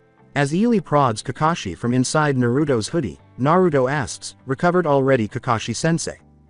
After Kakashi tilts his head and prods the lump on Naruto's back, a foot emerges from the hoodie's bottom and kicks Kakashi, causing him to scream in agony. The Tsunade commands, "Enough." Kakashi defends it by saying, somewhat childishly, "She started it." He stops when Tsunade glares at him. "We have given you a mission which involves two other teams. One isn't of our nation, but the other one you should know. Your job is to help secure an island from a newly formed nation. The island is rich in metals and medical herbs, and doing this mission will improve allegiance and trade between us, including the other foreign team." Tsunade speaks to them. Kakashi says, "Sounds simple enough." Naruto and Hinata nod in agreement. Kakashi, "Any other details?" "The leader of the island has informed us that they've been attacked by an enemy ship. It is unknown if they're just pirates or an enemy nation." Tsunade informs them of this. "Your main job is to protect the towns being built, keep the civilians safe. If you can, then try and neutralize the threat. If not, then make sure the towns will hold if they were under attack." Tsunade instructs them. "So we're just guarding an island with people on it against pirates?" Naruto inquires. Tsunade tells them, "And help build the town." Naruto then inquires, "How long will this take?" They are told by Tsunade, "Less than a month." Naruto sighs and Hinata nods, looking a little taken aback. Naruto smiles a little and says, "I just got back and you're kicking me out already, alright." Naruto tells them, "Which way?" "I'll get there fast." Kakashi informs the blonde, "We're going with two other teams, Naruto." Naruto gives him a quick glance before nodding. Grinning, he says, "Oh yeah." Naruto smiles and says, "Let's go then. And find these teams." Tsunade gives a nod. Shizune looks a little upset as Tsunade tells him, "The second Leaf team set off ahead to set the boat ride. I wasn't going to consider your team to go, but since your team is fit and capable, we'll let you do the mission." The group gives a nod. Naruto and Hinata nod in agreement as Kakashi says, "All right, we'll pack our bags and get moving." Shortly after, Naruto notices Ili prodding him. Tsunade is taken aback when Naruto asks, "Can Ili come?" Naruto says, "We trained together for a long time, and we need another member for a team." Tsunade nods and sighs. Naruto leaves with a contented Ili in his hoodie after saying, "Great, let's move then."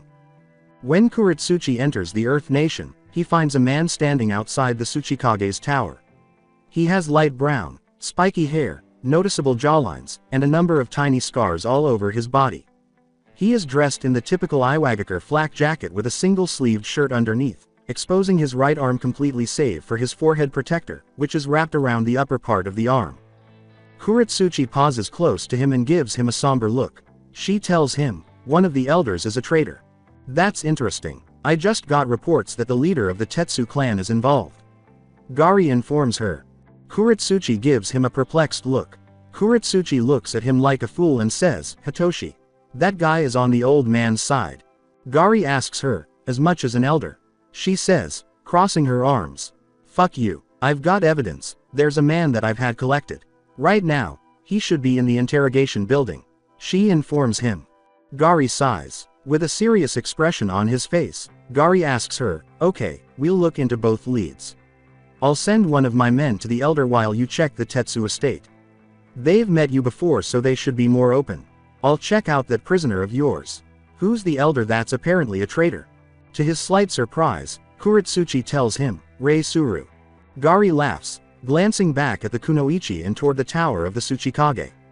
"That old bitch. She just left about half an hour ago and was asking about weapon shipments and wants to keep them guarded with her own men." He informs her. Kuretsuchi is perplexed. Kuretsuchi asks bewilderedly, "Why would she want that? She mostly focuses on rules and border watch, right?" Before disappearing in a white cloud, Gari gives the order, "Yeah, so it might be worth checking it out. Now move out." Kuretsuchi follows the Explosion Corps leader's instructions. Hinata, Kakashi, and Naruto were heading east while Lee grinned and gripped Naruto's big bag. After a few hours of moving, Hinata asks, "Did anyone ask who the foreign team were going to be?" Tsunade gave them a scroll with the mission's details before they left the village, so Kakashi pulls it out and examines it.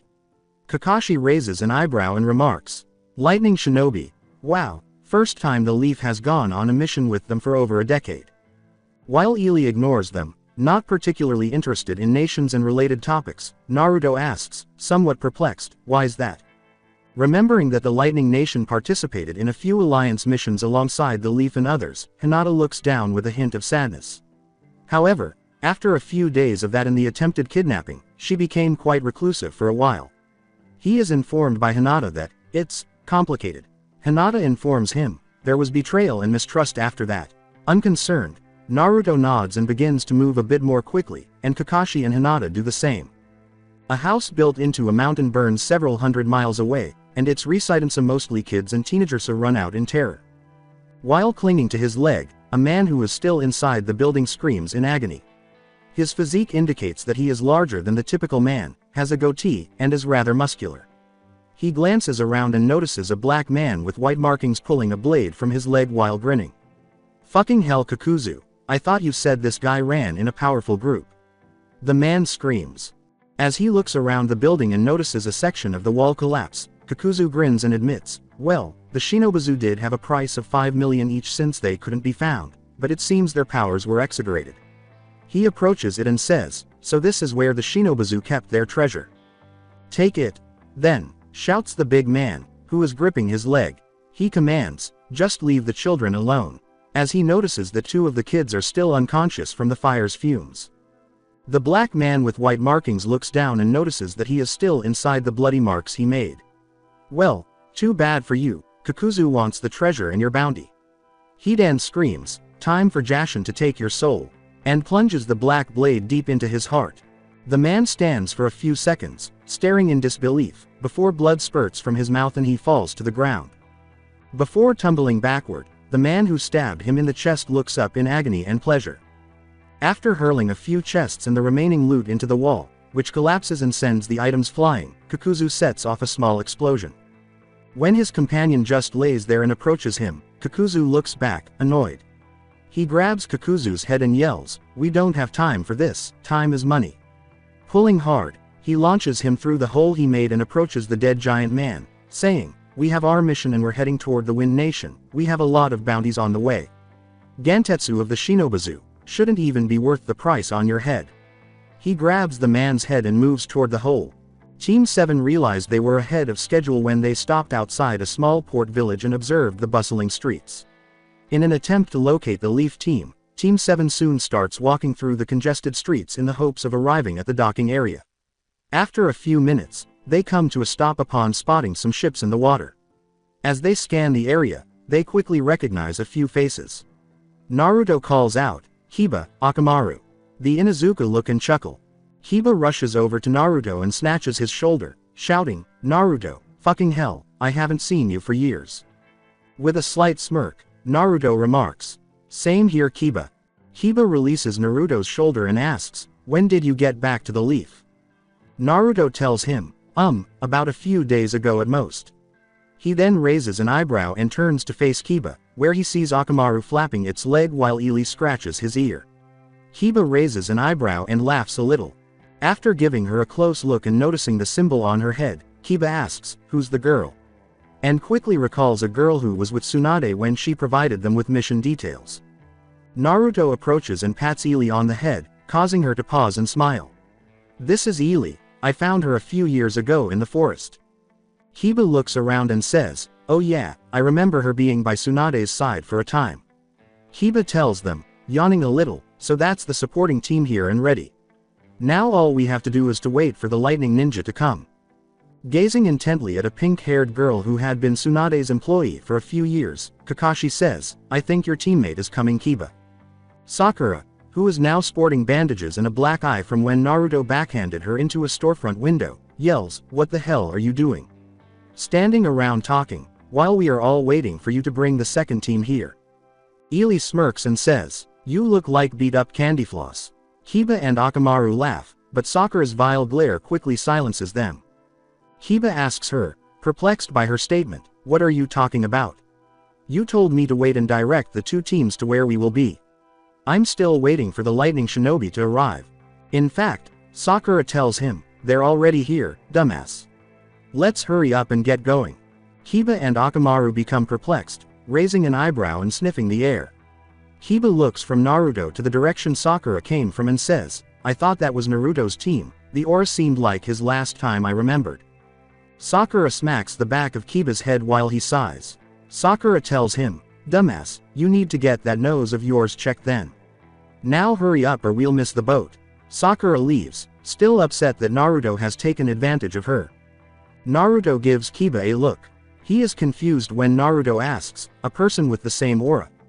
Kiba follows Sakura as they head for the boat they must be on, telling him, "Yeah, some of it different, but it's pretty much the same chakra scent." Shino glances at the docks from a boat a few minutes away before turning to face his sensei, Kurenai Yuhi, who is conversing with the leader of the lightning shinobi. Darui, a rather placid man with brown skin and white hair, is the leader. One of his companions is a blonde woman named Yugito who appears to be serious and self-assured. She is tall and slender. She had numerous arguments with another blonde, but this one was male and quite active. He seemed to use the word, hot, a lot, referring to her as a hothead and saying that it was hot in the area. Am I? The other, is a rather solemn and obedient man who appears to be more at ease with the leaf than the others. They waited for a few minutes before Sakura and Kiba from the other team arrived, and since the ship was about to take off, they hurried inside. When Shino tells them, Sakura glares and clenches her fists. "It's about time you arrived." "Why, you ask?" "Because we are going to be leaving in a few minutes." Before making her way to Kurenai, Sakura tells him, "You shut up. If I hadn't gone, then we'd have to have waited for the next boat." When Shino sees Team Kakashi, he nods, greets Hinata, and turns to face Naruto. Shino nods in agreement at Naruto's appearance and remarks, "Naruto Uzumaki, I didn't know you arrived at the Leaf Village." With a toothy grin, Naruto says, "Yeah, got back a little while ago." He is happy to see another old friend. Shino glances over and notices Ili standing there, her head cocked toward the Aburame. Ili says, "You smell of bugs," before giving him a slap. Because he disliked people invading his personal space, Shino simply moved away. As Shino recalls Tsunade saying that years ago, he says, "Those are my parasitic insects that you smell. If I recall, you're Ili, Tsunade's grandniece." Because of his eidetic memory, Shino can remember everything, including the reasons behind his constant resentment. Given that he knows more about her than she does about him, Ili raises an eyebrow at this and nods slightly in concern. Holding Ili's shoulder, Naruto says, "Yeah, let's hurry up and get this trip over with." Ili gets seasick easily. He then boards the boat. Ili appears a little perplexed, but then recalls the previous boat excursion and pulls a sick face because she dislikes the way it bobs. While Kakashi goes to Kurenai to introduce himself to the leader of the lightning squad and get them moving, Hinata follows Naruto and Ili. The three teams discuss the mission and themselves for a few minutes before the ship departs the port. The blonde man who goes by Atsui chuckles and explains, "So, these are Kakashi Hataki's students, the infamous copycat ninja of the leaf. They don't look hot to me." While rubbing his hands together, Amai says, "Don't be rude, Atsui. I'm sure they're capable." Naruto laughs a little, knowing that Jiraiya's name is well known despite his juvenile and perverted behavior. Naruto tells them, "Well, I mean me and Ili trained and traveled with the Sannin Jiraiya." This information makes everyone look shocked and surprised. Atsui finds it somewhat unbelievable and asks, "You were trained by a legendary Sannin?" "Yes, they have. Sakura trained under Lady Tsunade for a few years herself, and so did Hinata for a time." Kurenai informs them. Yugito responds with a nod, somewhat impressed because it's said that a Sannin can defeat a Jinchuriki. "Well, I have been training with Killer Bee for several years, who is our leader, the Raikage's brother." Yugito tells them this. Atsui grins and responds, "Yeah, and Darui is the Raikage's right-hand man." Darui tells the group leaders, "Well, that's enough of who's more impressive or not, I'm sorry for all this." Kakashi chuckles and says, "It's quite alright." Anxious, Ili asks, "How longer? Till we, there?" Gazing up at the sky, Kakashi tells her, "About 7 hours from now." Ili tries to keep her breakfast down by heaving a little. As she gags a little, Naruto pats her head and says, "Don't worry Ely, you'll be fine, just stick your head into a bag that's empty." In his own words, Kakashi muses, "This is going to be a long journey." Kuretsuchi is standing at the base of a staircase in the Earth Nation, gazing at a compound that appears to have seen better days. As she enters, she tells herself, "So this is the Tetsu compound, needs work." After opening the front door, she soon finds herself at a desk and is a little taken aback to see a woman sitting there with a faint smile. The woman, still wearing a small smile, says, "Welcome to the Tetsu compound. Are you here for business, bank withdrawal, opening an account, or just visiting someone?" Kuretsuchi nods, recalling that the Tetsu clan used to own a bank, but she reasoned that even if the clan regained some of its lost influence, that would still be out of business. Kuretsuchi informs her, I'm here to question Hitoshi about something." The woman glances at her book and nods. "I might be able to squeeze you in, but Lord Hitoshi is rather cautious nowadays with the rebellion working in the shadows and everything." The woman replies. She nods before leaving, saying, "I see, well tell him it's Kuretsuchi, I'm sure he'll let me in." Kuretsuchi yawns as she surveys the area and notices two elderly people grinning naively while mopping the floor nearby. Before crossing the room to stand close to the desk assistant who is speaking to a middle-aged woman, the elderly woman waves and smiles at her. The only other individuals in the room are two guards and a man in elegant clothing who is perplexed by a child moving boxes. After a few seconds, the middle-aged woman, dressed in a blue kimono, approaches Kuretsuchi. She appears to be pleasant but serious. "Hello there, I hear that you wish to talk to my husband." She says. "Yes, I'm part of an investigation about a murder, and it seems that the murderer was part of the rebellion and that Hitoshi has some involvement in it." Kuretsuchi lets the woman know. The woman, a little taken aback that they believe Hitoshi is involved in either the rebellion or murder, asks, "I see, so what is this murder all about?" Kuretsuchi tells the woman, "A man named Wazuro killed a woman named Sake." The woman looks bewildered. The woman remembers a woman with that name and asks, "You mean Sake Muru?" "Yes, why?" inquires Kuretsuchi curiously. "That woman came round about a week ago. I remember because she angered Hitoshi by asking about the ownership of the Tetsu prison." The lady informs Kuretsuchi. To Kuretsuchi's bewildered question, "The ownership of the Tetsu prison?" "Yes, but it doesn't really have a deed which the Sake was asking for, it's more of a privilege." The woman replies. She walks away and Kuretsuchi follows, saying, "I think Hitoshi will give you more detail about it. Come with me and I'll let you enter his study." When they get to the back of the room, they see a very big, round, 7-foot man wearing traditional black armor. When he sees the woman, he gives a silly smile. His voice is slow and straightforward as he says, "Hello sissy Maki." Maki, the woman, tells the giant, "Hello Dai, this lady wants to meet with Hitoshi." The man who goes by Dai says, "Okay." He moves aside and gently pushes the door to reveal that there was a door behind the giant. Kuretsuchi asks, "What's wrong with this guy?" since he believes the man is a little too slow and naive to be a suitable guard. Maki pats Dai on the arm and says, "He's actually the closest true heir to the Tetsu clan, but he's what you'd call too inbred to lead the clan." Dai smiles. Kuretsuchi nods, enters the open door, and soon finds himself in some sort of office. As she scans the area, she notices a number of books and scrolls, tables, and a few chairs. She then spots a man studying multiple scrolls at a large table. The man's appearance consists of red clothing underneath black armor, and his face displays a weary middle-aged man with untidy hair and an untrimmed beard. The man looks up and raises an eyebrow, asking, "What do you want now?" He corrects her and says, "Sorry, thought you were someone else." Narrowing his eyes, he looks at her and asks, "What do you want anyway?" "I'm part of an investigation about a murder, and it seems that the murderer was part of the rebellion and that you has some involvement in it." Kuretsuchi lets the man know. A man by the name Wazuro murdered a woman called Sake. She informs him. At this, Hitoshi bursts into laughter. Before Kuretsuchi could inquire what he meant, Hitoshi interrupted to ask, "So Sake finally got done over then?" "I knew she was a shinobi and the niece of the feudal lord. I protected her a few times when she was only a child." Hitoshi informs her, "I remembered her, but she didn't remember me apparently." He informs her. "Okay, well that's interesting information, because Sake was compromised, meaning her identity was known, despite her being one of our best spies and nearly no one knew who she was." Kuretsuchi replies to the man. Well, I can tell you that I informed all my staff members who she is so they don't let her back in. So one of them could be the spy, could be none of them as well. So get out, because I'm busy with trying to find out information about the rebellion as well. Hitoshi informs her, somewhat surprising her. Kuretsuchi approaches him, wondering if the scrolls contain the information, and asks, What? What information have you found then? Hitoshi covers some of the scrolls and arches an eyebrow.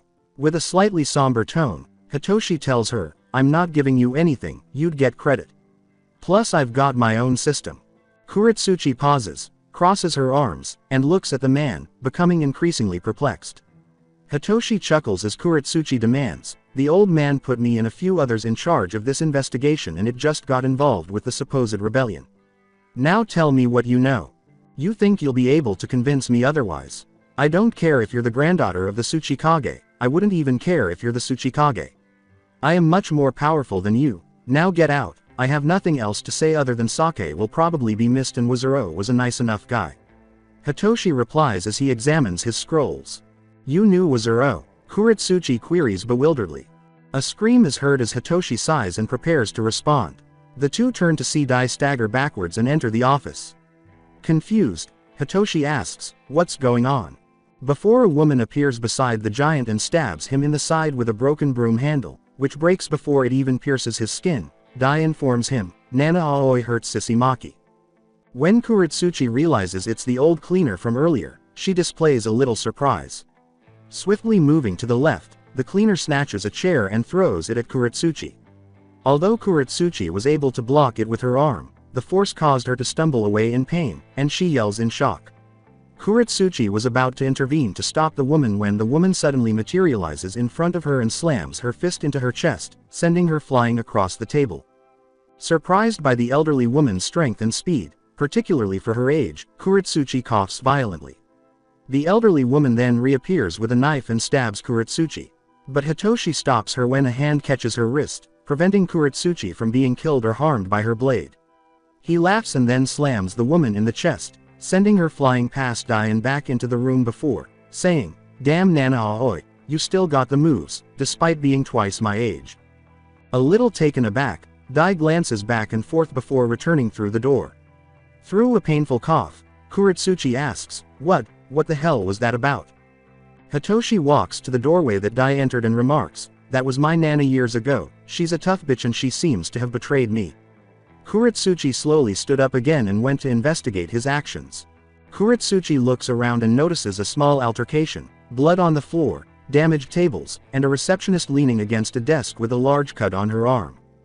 3 individuals were lying on the ground, including an elderly woman who was bleeding from her chest and had stopped breathing. The final one is Maki, with a kunai protruding from her chest, followed by an elderly man who appears to be the caregiver. With his hand on her arm and a sigh, Hitoshi is crouching close to her. Hitoshi remarks, They got to me, before laughing as he examines his wife's lifeless body. With a hint of surprise, Kuretsuchi asks, What? Why are you laughing at a time like this? Hitoshi kicks the side of the deceased elderly woman, causing more blood to spill out, and says, The rebellion convinced the old couple, my own Nana, to try and assassinate me, or at least do a blow to me. Tell me, which cause do you think is better? Kuretsuchi asks bewilderedly, What do you mean? As he observes the guards separating the other individuals. Kuretsuchi looks slightly shocked as Hitoshi states, the Tsuchikage is preparing for war and causing grief to the people or rebellion that can influence people and have elderly people doing assassinations. Kuretsuchi acknowledges, well, neither of them seem that great. Nevertheless, she has a duty to her grandfather and will work for him. She is perplexed and laughs a little when Hitoshi says, Exactly, you need a third party that can control it all. My goal now is to become the next Tsuchikage. A little perplexed, Kuretsuchi asks, What are you on about? Hitoshi just laughs. Hitoshi declares as he returns to his room, Doesn't matter. I'm going to ruin the rebellion. I was trying to milk them for a few things, but they just written their death warrant. Hitoshi yells, Dai, Muzo, everyone, we're acting, as he turns to face the desk assistant and leaves with a curved hammer. With a hint of melancholy in his voice, Hitoshi tells her, Rika, take care of my wife's body, before he and the men leave, some of them covered in blood. Rika, the desk assistant, clutches her bloody arm and says, Oh okay. With some surprise, Kuretsuchi asks, what is wrong with him? He's under a lot of pressure. He doesn't know how to act with emotions. He wants what's best for his clan. Rika says to her. Rika recalls the story and gets away with it. Last time a member of his clan was killed without his permission. He wiped out the killer, his accomplices and some family members. Kuretsuchi removes a bandage and tends to her arm wound, saying, well, I hope you'll be alright here. Before the two gaze at the deceased Maki, the woman thanks her. If they were the cause of the death, they are sad that someone died as a result of the rebellion. She looks at the remains of the elderly cleaners, still in disbelief that they were the traitors, and says, I hope so too, the Tetsu Clan have already suffered a lot. Kuretsuchi gives her a nod before departing, saying, okay. Well, I best get going. I'll tell the Tsuchikage about this and send someone to help. Nearly all of the shinobi had been notified of the attack by Kuretsuchi, and they would go and help however they could. Before long, she pauses and notices Gari standing near the doors, looking at Kuretsuchi and coughing a little. He asks, what's going on? After noticing her face and realizing something wasn't right. Rubbing her neck, Kuretsuchi tells him, the Tetsu clan was attacked, believed to be attacked by the rebellion, even though they were just elderly people. Hitoshi isn't pleased, they killed a woman close to him. Gari gives a nod. Gari tells her, searching for any indication that she is being heard. I see, well this should be interesting. I also stopped getting word from the man I sent to Rei Suru, I think foul play. Looking around, Kuretsuchi asks, should we tell the old man? Gari tells her, I think we should go see what's going on for ourselves, and then leaves. Gari tells her, I think it's nearly over anyway, we have to move fast, otherwise, well, who knows. Kuretsuchi nods, and Gari follows him. Before long, the two reach the edge of a big stone house that almost resembles a fort. With a hint of surprise, Kuretsuchi inquires, this is Rei Suru's home. Gari goes to the door and knocks firmly, saying, yes, she got this a few years ago, saying she needs more space for the grandkids and shit. Through a tiny hole in the door, someone asks, who is it? Gari looks closely and notices that the person is a servant before saying, I'm here to speak with Rei Suru. The servant started, sorry, but I can't let you, instead. The servant sighs as an elderly voice says, let them in dear. The servant opens the door and says, come in then. The two quickly enter and notice some antique furniture and photographs. Even though it is late, they enter the living room and look around when the elderly voice says, through here dears, I'm in the living quarters. A few servants are cleaning the room. Crossing his arms and giving her a close look, Gari informs her, you're being taken in for evidence of being involved with the rebellion. This makes the elderly woman laugh. Rei looks at the two and coughs a little, saying, I see that you finally found me out then. Kuretsuchi, who is upset about Saki's passing and the suffering and deaths it has caused, exclaims, so you're the old bitch that's been causing all these deaths. The woman continues to laugh.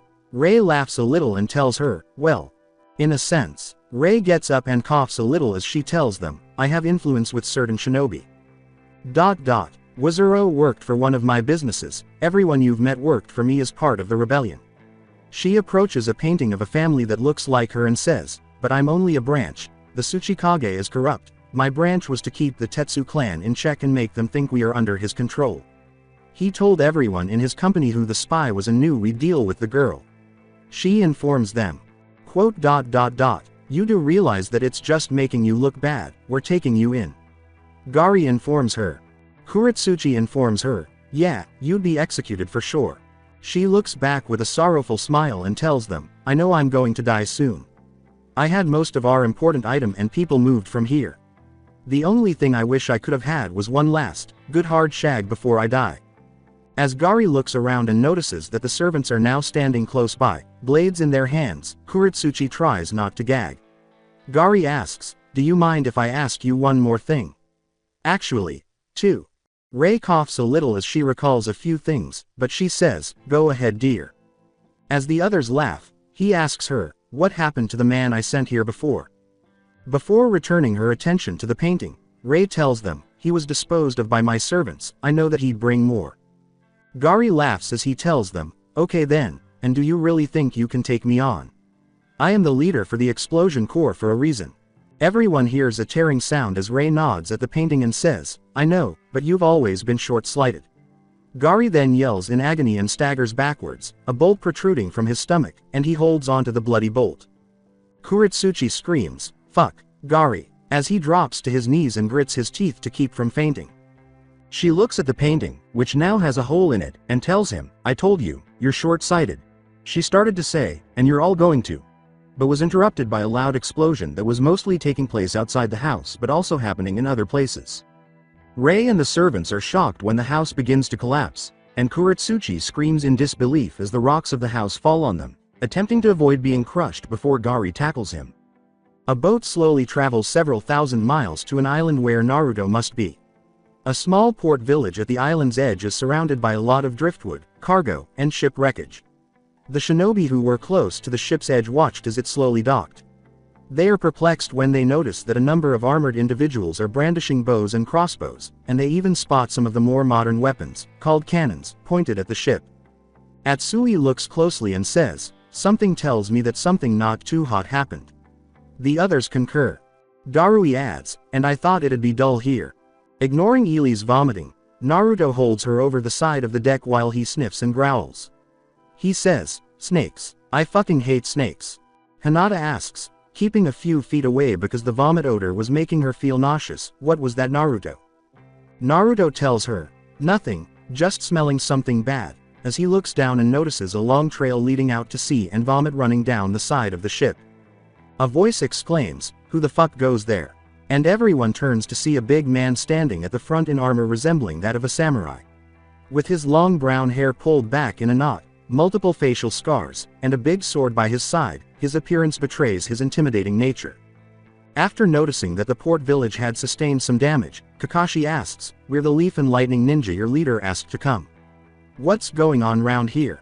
He carefully examines the area and notices a temple of some sort constructed in the nearby woods, almost completely obscured by the wild. With hatred in his voice, the man tells him, "We were attacked by a Rouge ship. I don't know who they are or who's their leader, because I'm going to butcher them all. They sunk most of our ships before we knew they were here and they were fast and attacked us. Luckily we pushed them back, but I think they landed on the other side of the island." The individual tells them, attempting to settle down. Takeshi bites his lip and lets blood flow from his mouth as he tells them, "I'm the highest ranking member here at this moment. I am Commander Takeshi and my brother is the General Mamoru and he's outside on an expedition to secure the mining village." With Naruto and Ili following last, Kakashi says, "I see, we best get this place secured before we help your brother." Naruto asks himself in a whisper, "Why do I smell snakes?" Before Ili stops and vomits in his face. Holding Ili at arm's length now, Naruto also asks out loud, "Why did she have rainbow sherbet before she left the boat?" Ili's voice is sad as she says, "Sorry Naruto."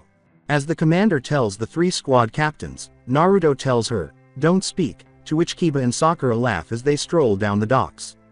Ignoring the coldness of the water, Naruto holds his breath and rapidly draws himself out, gagging a little as he tries to ignore the vomit odor that Ili covered him in.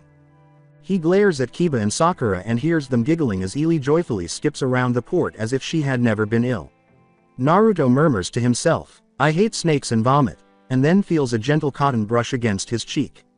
He smiles when he sees Hinata gently patting him dry with a towel. When Naruto says, "Thanks Hinata, I'd hug you, but you know," she gives a little giggle. Ignoring the faint smell of vomit and seawater, Hinata leans in to kiss his cheek. As she tells him, "I know." As the group enters the port area, they observe people gathering objects from the sea and fixing up the village port. Still grinning, Kiba remarks, "This place has seen better days," as a number of armed guards in samurai-style armor move about. Ili says, glancing from Naruto to the village, "Smells bad." Kakashi looks at Commander Takeshi, who motions for some guards to return to their duties, and asks, "Is there any information of those that attacked you, Commander Takeshi?" As he walks to the edge of the port and observes people dragging driftwood and crates into the village, the commander tells them, "Yeah, they're a pain in my ass and might have gone to the other side of the island. My brother went to support the mining village, but they haven't sent word and it's been longer than it should have taken.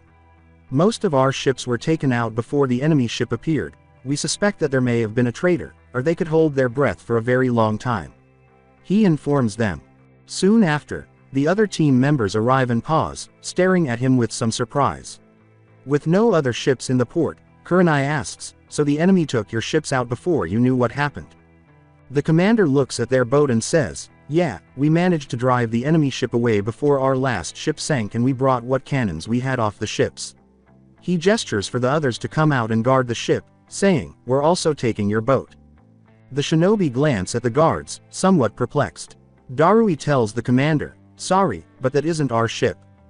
The commander nods at the guards as they begin to barge into the ship and asks, "Is that so?" "We're taking them." Kiba asks, "What just happened?" Rather than, "What are the port guards doing?" As the team leaders appear perplexed and a little nervous, Sakura declares, "I think they're commandeering the ship we arrived in." The ship's occupants were shouting as the guards began pulling them away. As the terrified crew fights the guards, Shino remarks, "That isn't wise, it isn't your ship to take." The commander grits his teeth and looks at the people before turning to face the wreckage of the ships he commanded.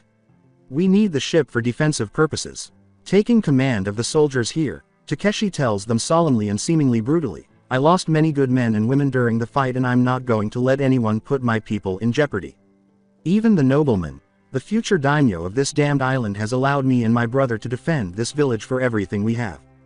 Disliking force, Shino tells him, "It is understandable, but they might have been willing to assist if you asked." The other people nod in agreement with Shino's position.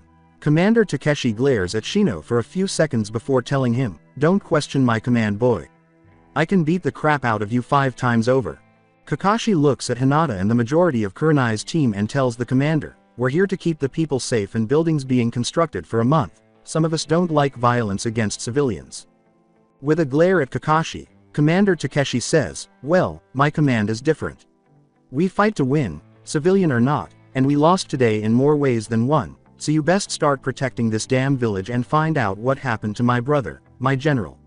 The ship's guards and sailors soon follow, yelling angrily.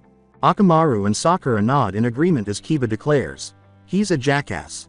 After hearing the tales of the snake Sanin, Sakura remarks, "Makes him nearly as bad as Orochimaru, he is willing to kill and harm civilians."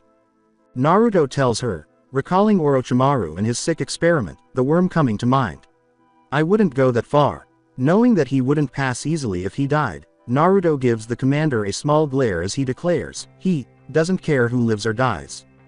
Looking at the village, Darui says, "And here I was hoping for a dull mission." He knows that if the commander continues to run the place, it will see hell, and if the attackers are on the island, it will see more blood. He looks at the teams and asks, "So who's going to guard this place while we go searching in the jungle for the general?" Kurenai says, glancing at the group, "Trackers will be suited for the jungle."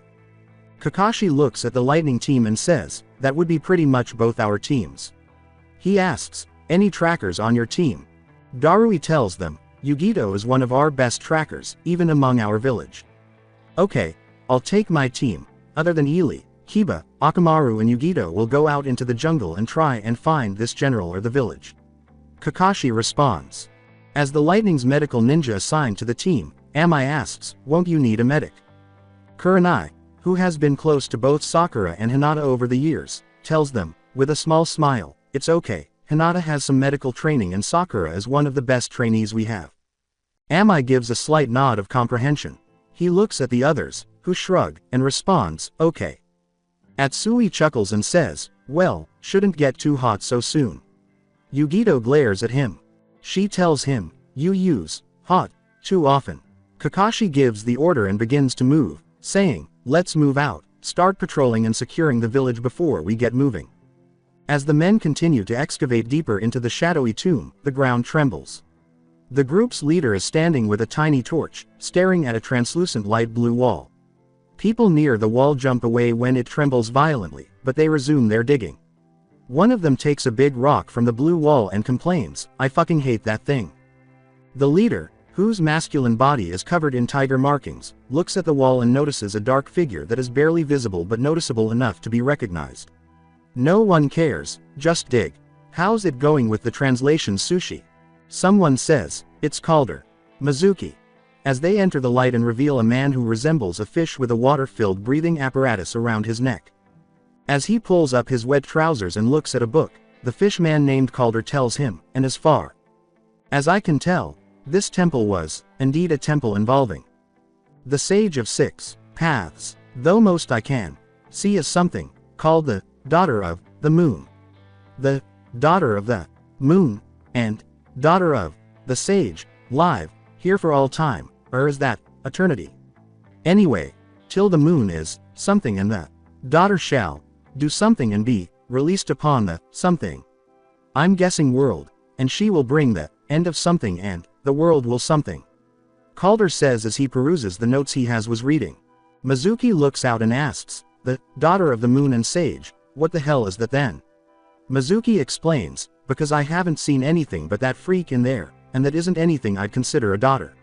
He is annoyed by the repeated use of the word dig, and regrets allowing the idiot brothers to accompany him. As he brushes his hand over the barrier, an elderly voice says, well, whatever's in there is dangerous. I haven't seen a single entrance and the seals suggest that it's been in there for a few hundred years at least, and no sign of ever being opened before. The user or users of chakra back then would be considered godlike since this is still going with that thing inside it.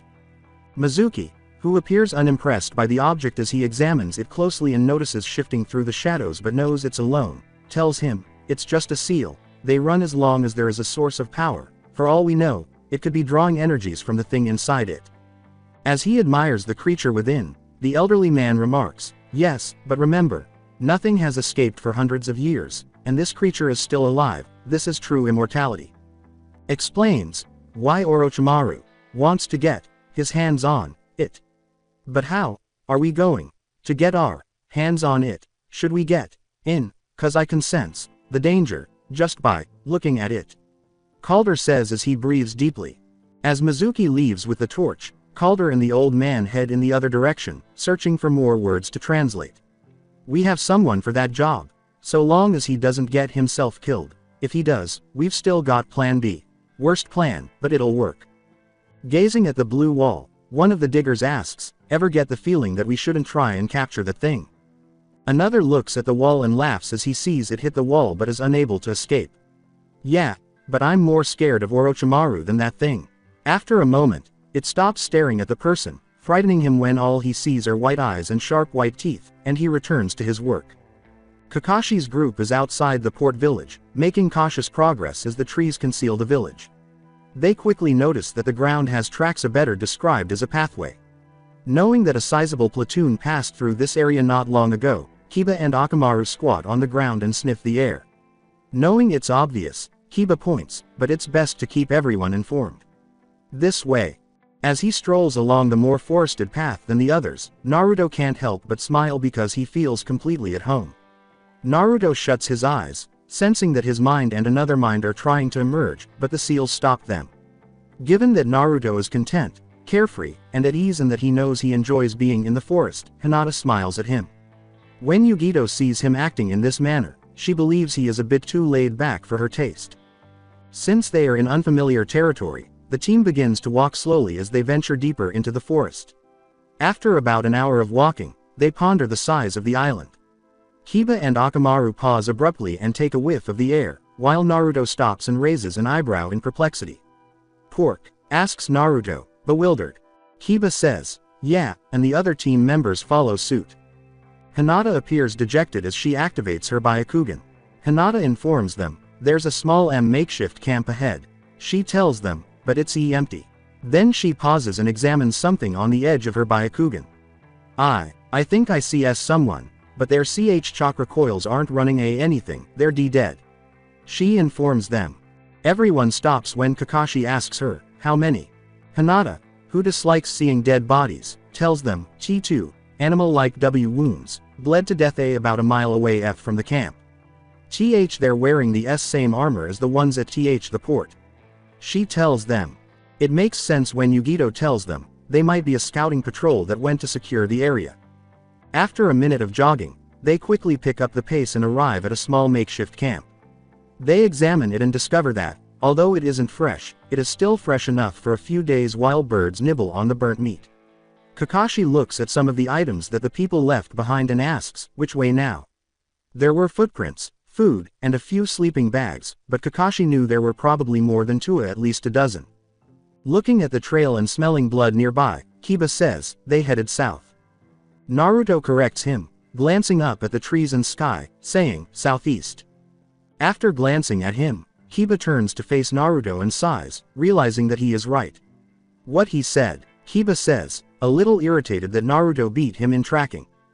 After walking for 30 minutes, the group comes to a small clearing where they all pause in mild shock upon seeing the ground covered in mud, burned, a wagon in ruins, and a few bodies lying on the ground. They notice that they are donning the port guard's armor. Yugito approaches the ruins and remarks, looks like they ran into an ambush. He questions whether this is the extent of the losses or if they moved forward or back. As he looks up and notices a few arrows pointed at a very steep hill, Kakashi tells them, looks like they were hit from above that hill.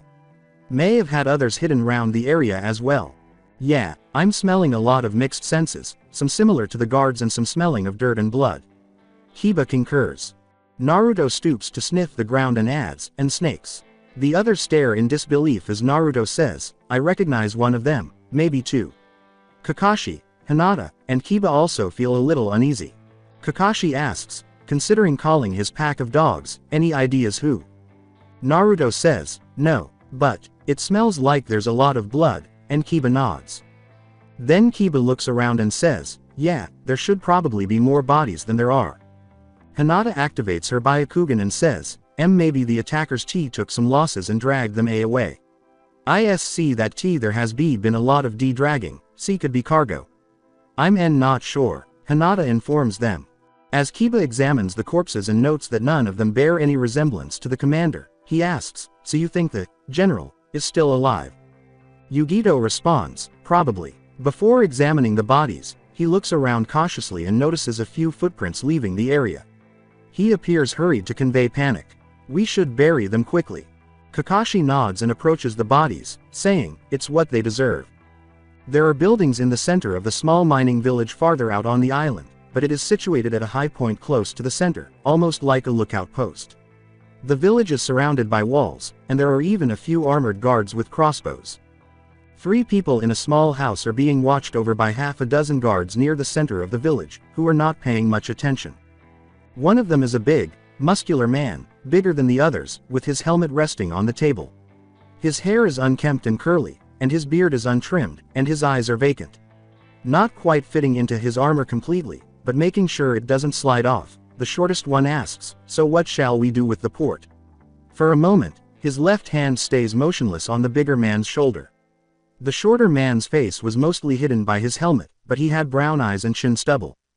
The second one, who fits much better into the armor and has a mask over his face, says, don't really need to bother with them. However, his eyes are yellow and slitted from the eye area. His final words before leaving the building are, you know what to do if you see any, friendly, out there. After 30 minutes, Kakashi's group soon sees the outline of the mining village.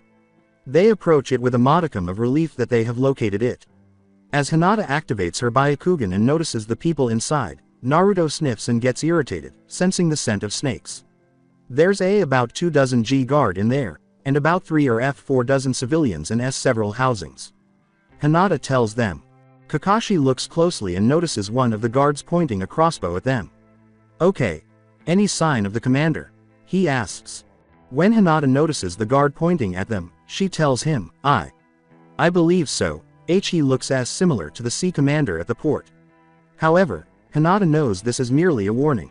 Looking around and noticing various trails, Kiba remarks, trail kind of went separate ways back there, but they may have just scouted the area. With his hands up to indicate he means no harm, Kakashi nods and moves toward the path. As a few other guards cautiously approach the wall and aim, the others wait and watch. Kakashi addresses them, saying, I am Kakashi Hatake, your daimyo called us to help secure the area. Kakashi calls out to them as he slowly lowers their crossbows, I'm here looking for the general, Commander Takeshi told us to find the general. A guard calls out to Kakashi, how do we know you're not part of the enemy? Before turning to face the guards, Kakashi simply glances at his team.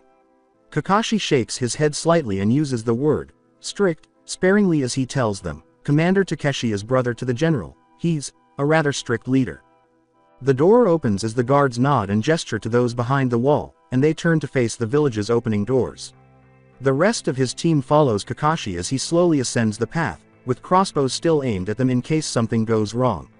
When they first arrive in the village, they observe that everyone is observing them warily. Uncertain of why they aren't being led through the village, they slowly make their way to the center. A rough voice asks, "So what do you want with the likes of me, shinobi?" Before long, a rather manly figure wearing guard armor emerges, carrying a small sword and a small guard at his side. As the other guards keep a close eye on them, Kakashi asks, "Are you the general?"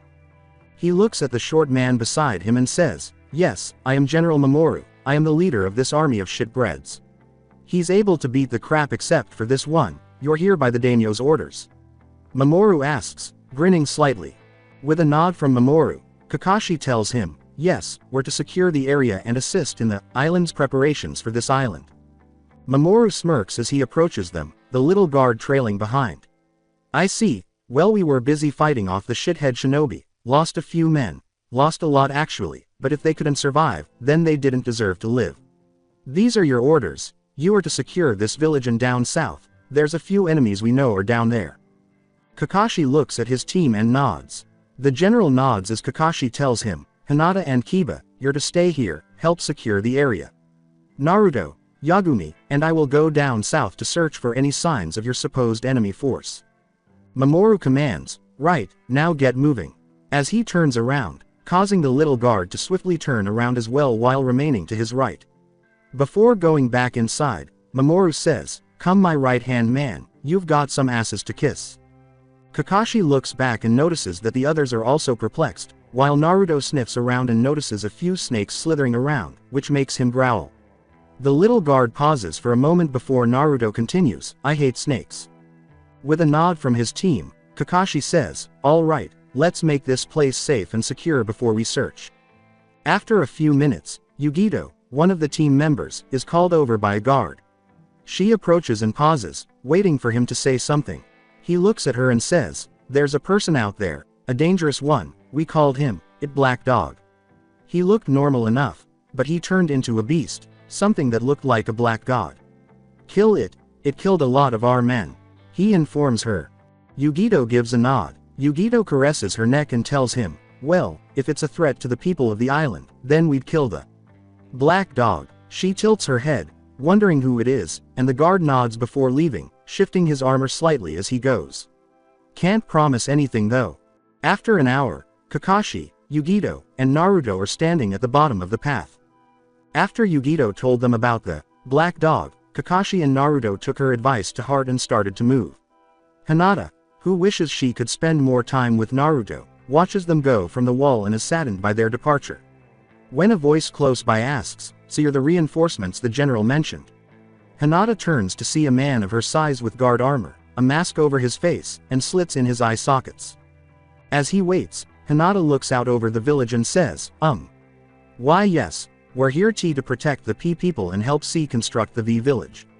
She looks at him slightly offended as he says, "That's so."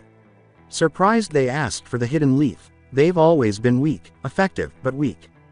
We're not weak. We managed to survive 3 wars and an invasion, says Hinata. "I took on a leaf ninja years ago, defending myself obviously and was winning rather easily." He informs her. He tells her, "Only lost due to another enemy ninja, Wave I think." Hinata looks at him right away. Hinata questions, What were you doing?" before rubbing her hands together a little uneasily.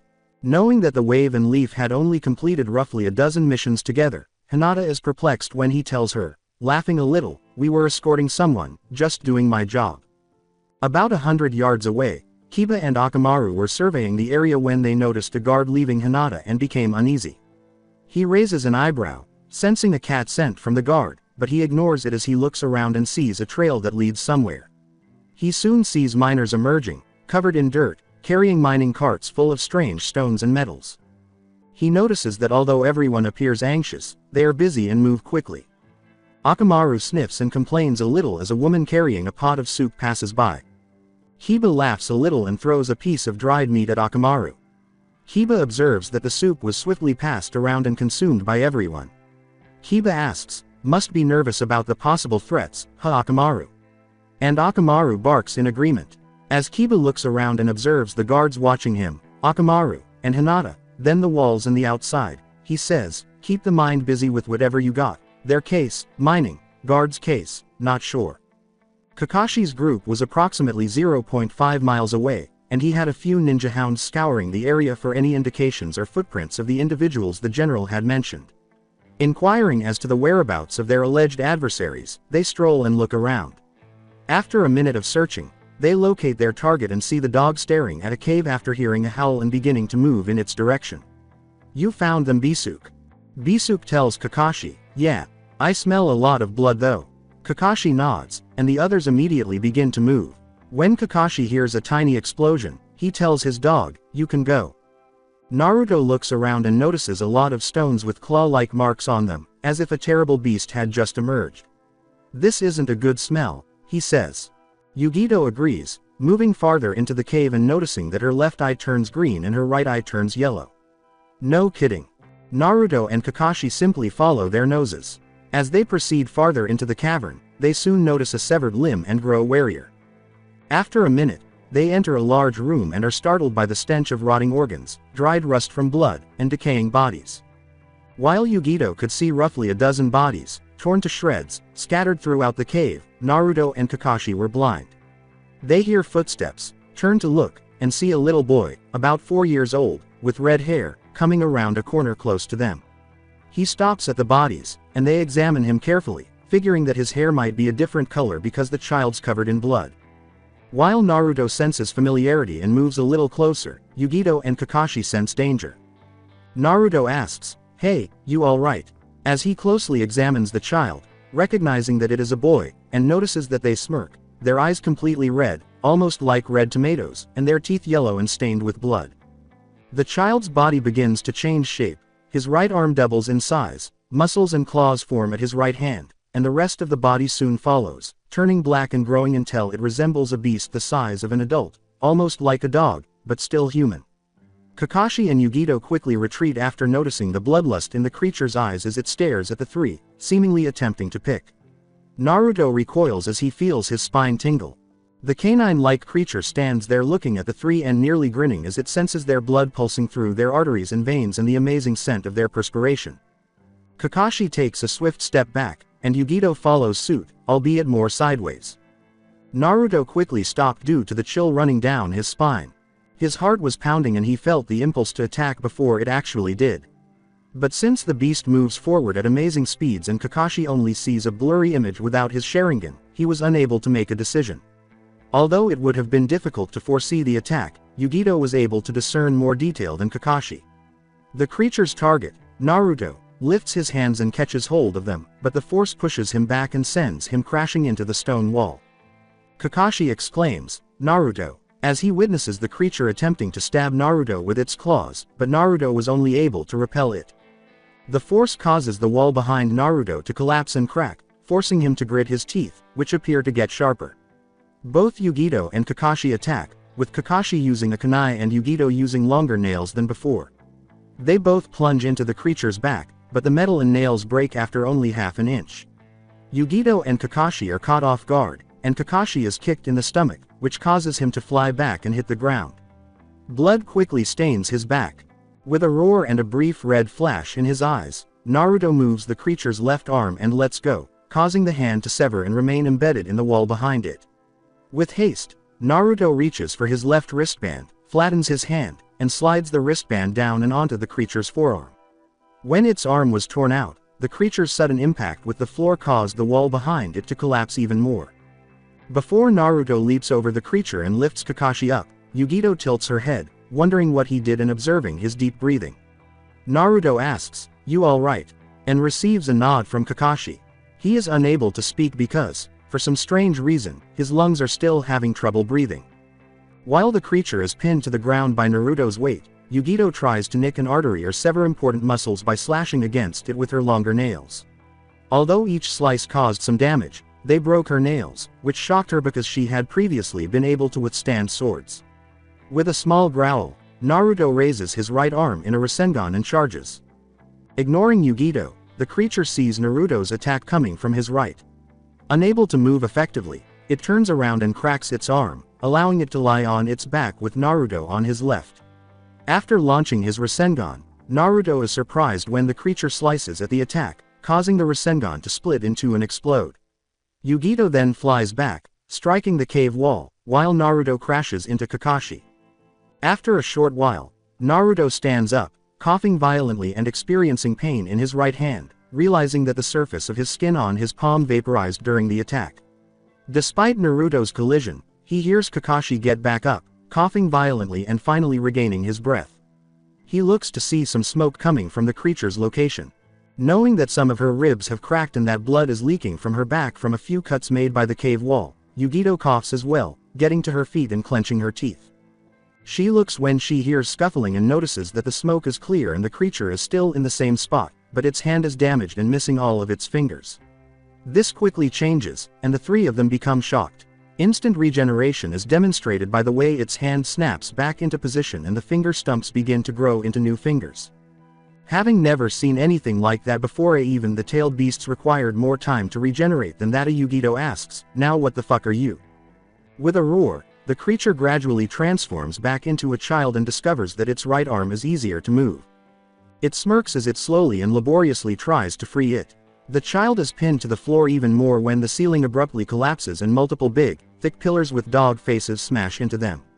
As Naruto cautiously examines the pillars, uncertain of what they're holding pinned, Yugito lets out a breath she didn't realize she was holding as Kakashi approaches her slowly. Kakashi extends his hand and asks, "Are you all right?" Yugito accepts it before being hauled up. Yugito remarks, "Yeah, still not sure what the hell that was, but I hope that your jutsu keeps it pinned down." After witnessing Naruto create symbols with his nail carved into the pillars, she tilts her head slightly and asks, "What are you doing?" Going around the pillars and marking more before they were all marked and it was thought the child wouldn't be able to escape, Naruto tells her, "Chakra suppressors. Jiraiya taught me these, for just in case." Yugito nods as Kakashi approaches the pillars and asks, "So what do we do about it?" He dislikes the way the thing feels and thinks that if they hadn't pinned it, it might have killed one of them. Yugito advises killing it rather than leaving it alive in order to keep it safe. "Kill it, this is probably Black Dog, one of the guards mentioned it and it had killed their people." Yugito nods thoughtfully as Kakashi remarks, "You saw what it did with its fingers, it might need something else completely when it comes to killing it." As a hint of the Kyuubi passed through his system, Naruto felt a tinge of pain in his chakra coils and said, "Keep it here, make sure there's no possible way for it to escape, keep it sealed till it starves to death, ages to death, or the end of time." Yugito tells him, feeling uneasy and examining her nails, wondering what broke them, "So just keep it here and seal the entrance. Might work, but the risk of it getting loose and getting the villagers is probably too great." Kakashi looks at her and says, "Well, I don't want to risk releasing it to try and kill it." Yugito sighs as Kakashi suggests, "If we keep it sealed here, we can later inform our leaders about this and try and deal with it on a later date." Before leaving the main area, Yugito tells him, "Fine, but if something goes wrong, I'm holding you responsible." His goal is to leave as soon as possible. Soon after, Naruto and Kakashi leave while making hand signals. Naruto is a little confused because his left hand is faster now that the weight is off of it. As they leave, the two construct wall after wall, and once they are outside, they cover the cave so that it is almost impossible to detect that it ever existed. As Yugito watches them, he notices that Naruto is struggling with hand signals, as if his left arm is faster. Puzzled as to why the cloud Kunoichi is staring at him, Naruto turns to face her. She realizes she was staring when he asks, "What?" Naruto laughs as Yugito asks, "What was with that armband? You put it on that creature and it hit the ground like its arm was a ton." Naruto tells her, "Yeah, they're heavy weights, they're to slow me down." She is a little perplexed by the phrase, "slow me down." Yugito observes Kakashi fretting over something and responds, "All right." Damn, is Naruto less suppressed now than he was? Gazing at Naruto, who appears to be acting normally despite being slightly unbalanced due to his habit of wearing both weights at once, Kakashi ponders. Kakashi advises them to get back and tell the general about the creature we encountered. With an understandable nod from Kakashi, Yugito responds, "Why? It would just make them paranoid, and if they're like the commander of the port, then they'll want to kill it. We don't know how long the sealing will last, and for all we know, there could be more of them somewhere out there." Kakashi informs her. Yugito lets out a sigh. Kakashi nods in agreement as she says, "Fine, let's get back, because I think that creature killed anything round here, including the people that attacked the port. Before they begin their walk back to the mining village, Kakashi gives Naruto a pat on the arm to get his attention. Naruto is cracking his left wrist and is a little exhausted after returning to the mining village. He is still perplexed by the missing weight, which has been there for a few years. He smirks a little when Hinata checks on him and notices his bewildered expression. For some reason, the general and his weaker-looking companion refused to go, so Kakashi and Yugito told them. Hiba continued to patrol, with Yugito quickly replacing Hinata. As the guards prepared a small fiesta though the miners didn't appear to join Tama, Hinata sits next to him and asks, "So what did you find out there?" "I don't truly know. It turned into something ugly and was surprisingly fast, attacked me, Kakashi and Yugito attacked it, but it had superhuman regeneration. It lost a few fingers and they grew back, it then nearly lost a hand and it was growing back. I'm not sure what would happen if we severed its head, but I've got a bad feeling about it." Naruto tells her, receiving a sympathetic nod, more concerned now.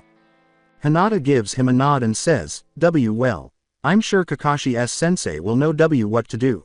Wondering what the creature is, Naruto tells her, he said something about telling our leaders about our discovery to deal with it later. A voice asks, "So you found Black Dog?" And Naruto and Hinata turn to see a guard standing close by, dressed in tight guard armor. The man chuckles when Naruto asks, "Yeah, why?" The guard chuckles and rubs his hands together as he says, "I was the one that told that woman about Black Dog, was half expecting you guys to be killed, but from what I hear, you pinned that thing down." When Naruto asks, "You were?" the man laughs, shakes his head, and leaves, leaving Naruto and Hinata somewhat perplexed. Standing at the walls, Yugito watches the wildlife move outside and feels as though a threat has been temporarily eliminated. She looks at a man who is slightly shorter than her, wearing guard armor, a mask over his face, and slitted eyes from the sockets when a voice asks, "You a cat woman?" "Of a sorts, yes," she replies, inhaling his strong catnip scent. She inquires, "And you are?" With his eyes searching her, the man tells her, "I like cats, but not a whole bunch of them." Yugito rolls her eyes and asks him, "I mean, who are you?" She looks out and is a little perplexed when she sees the animals go silent once more. Neko stays close to her and tells her, "I'm the basic strategist of this godforsaken group. I can't wait to get out of the woods." The man sighs as Yugito asks, "Hard to imagine since you guys are stuck here, this is your land, isn't it?" He licks his teeth and walks away, saying, "Yeah, that's right. I hope I die then." Yugito looks at the man oddly before turning to face the animals, which have started to make noise once more. XX. A week has passed, and the mining village has improved its defenses and increased activity. A road that leads to the port was constructed by some individuals outside. However, it still requires work because it needs to be made weatherproof. As people move back and forth, the guards appear to be much more tense. The general is refusing to hire any more because he thinks the enemy ship could still threaten the port. Although Kakashi's team has scouted the area quite thoroughly and has discovered a few strange tracks here and there, they are unable to follow due to tampering and the scents being obscured by strangely potent-smelling flowers. The shinobi work in shifts, with some traveling to the port and others to the mining village, to keep the road clear and prevent boredom among the group.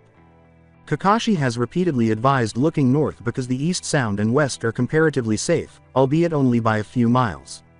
But the general says it's nothing but mountains and dog-sized termites. There may be dangers outside of the area they have searched, and Kakashi does think that the north is more dangerous than any other place. All of Kakashi's requests to search outside their perimeter are denied by the general, so Kakashi has instructed his team to move cautiously along their routes. A few hundred yards from his search radius, Kiba suddenly smelled something that didn't sit well with him.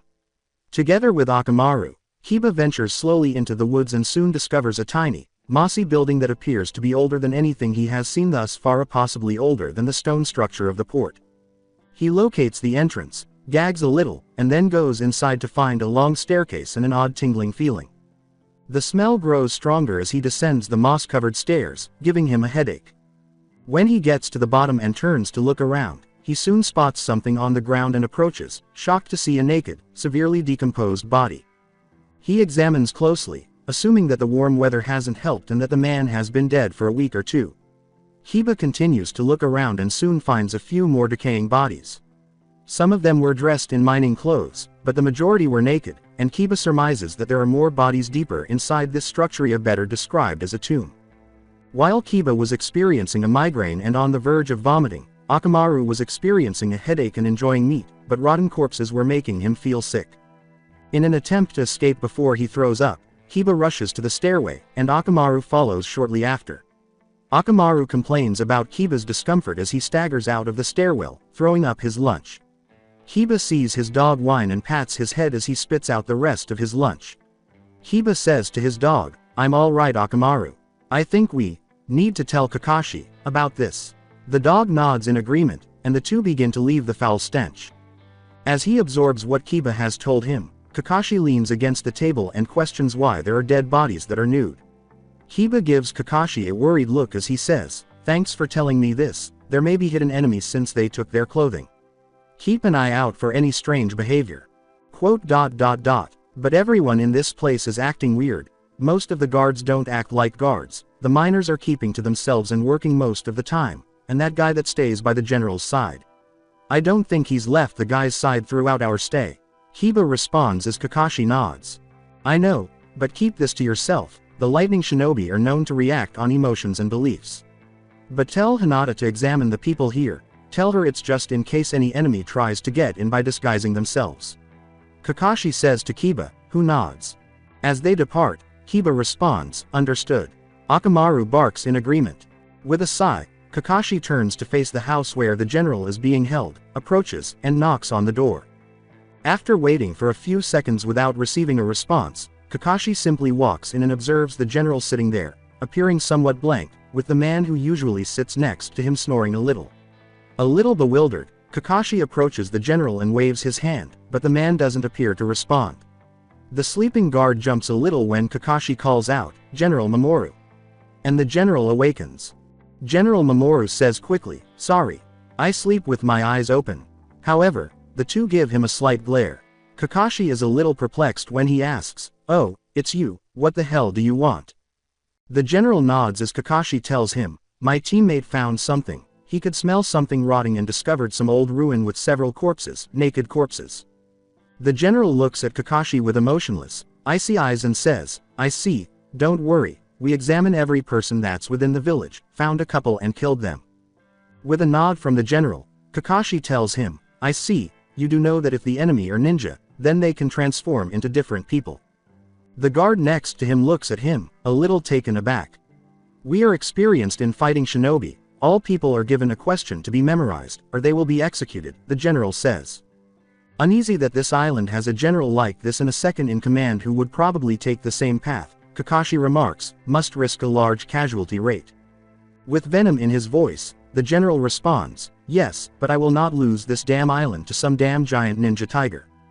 Kakashi asks him, "A giant ninja tiger?" and moves forward to get a better listen. The general reflects and kicks up his feet, relaxing while leaning his chair back. "Yeah, big man, had tiger stripes around his body, turned into a giant tiger and strong as a bull." "Did you get the man's name?"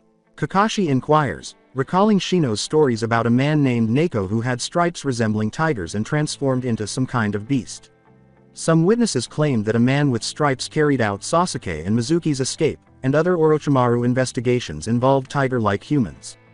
Looking back, the general glares at his guard and tells him, "No, just a large tiger man." He tells him, "Lost a lot of good men." Kakashi nods and turns to leave, wondering if Orochimaru is somehow connected to this. People were working hard and perspiring deep underground in an odd structure, where the only light came from a barrier of some kind and the flames were running low. A big, muscular Mizuki asks, "What's going on with the research sushi?" As he watches the barrier tremble violently and the creature inside moves so quickly that almost no one can keep up. Gazing at a journey strewn with loose pages and bloodstains, the big fish man's gasping voice exclaims, "It's Calder, you shithead." Calder points to the barrier, which trembles even more, and says, "And so far, no coffins or tombs of the daughter of the moon or the sage. So I'm guessing they're either the same person or that thing in there." Mizuki spits toward the barrier and asks, "All right, anything else?" Scrolling through the pages, Calder says, "The moon thing is mentioning a resurrection or some blood moon, as he approaches a wall. Calder looks at Mizuki and remarks, I saw a symbol that looks like something the Leaf Village used to have. Mizuki gives him a perplexed look. Mizuki asks, used to have, as Calder gestures toward a painting on the old wall. As he looks, he notices multiple rings and commas, which startles and surprises him. Mizuki asks, isn't that the Uchiha Sharingan? Calder looks at the barrier and says, no, it's very similar, but they have only one ring that has a few, too many and attached to something, could be a person, but it looks like a beast. With a slight smirk, Calder remarks, this place is insane compared to our history. The sage daughter may be still alive, and a monster at that. Mizuki rubs his chin and remarks, I've seen monsters, that's just a little weird and maybe the key to immortality. As Mizuki laughs ominously, we're going to reach godlike powers with this. A voice says, Orochimaru will dumbass. They turn to see a man in samurai armor. He has yellow, slitted eyes, thick lines on his cheeks, and untidy hair with a tiger pattern. He chuckles and looks into the barrier before saying, we'll just be glad of being in his shadow. So how goes the digging? Mizuki grabs Calder's notebooks and tells him, slowly Neko, the damn idiot brothers dig a little too much and cause cave-ins. This makes the fishman yell at him. The creature in there has been in there for however long the barrier's been up, which could go back to the Sage of Six Paths, myth era. The thing in there may be the daughter of him, or it may be the cause of the apocalypse. Mizuki says before throwing it at Neko. Sensing the dark chakra and the movement within, Neko reaches for it and peers into the barrier. Neko laughs and glances at the book before hurling it back at Calder, saying, well, either way, it's going to be fun to open the bastard up. Though, if Susumu fails, we can use the ninja reinforcements to distract them before we bring in Plan 2. Having spent the entire stay down here, Mizuki asks, there's shinobi reinforcements. He is asked by Mizuki, when did they come? With a little laugh, Neko tells him, some Leaf shinobi. Naruto, Hinata, and Kakashi should be of interest. Mizuki's eyebrow twitches. Neko tells him, you're to stay down here, if you go up, then you'll risk blowing our cover. Mizuki chuckles in response, looking a little irate because she knows he and Naruto have a troubled past. Naruto, you say? Mizuki says ominously as he turns to leave, leaving Neko and Calder somewhat perplexed, but a cry of agony and horror erupts, and blood splatters in their direction. Calder sighs, knowing that it only slows down digging because there is one less to dig and everyone else is afraid, but Neko laughs and leaves.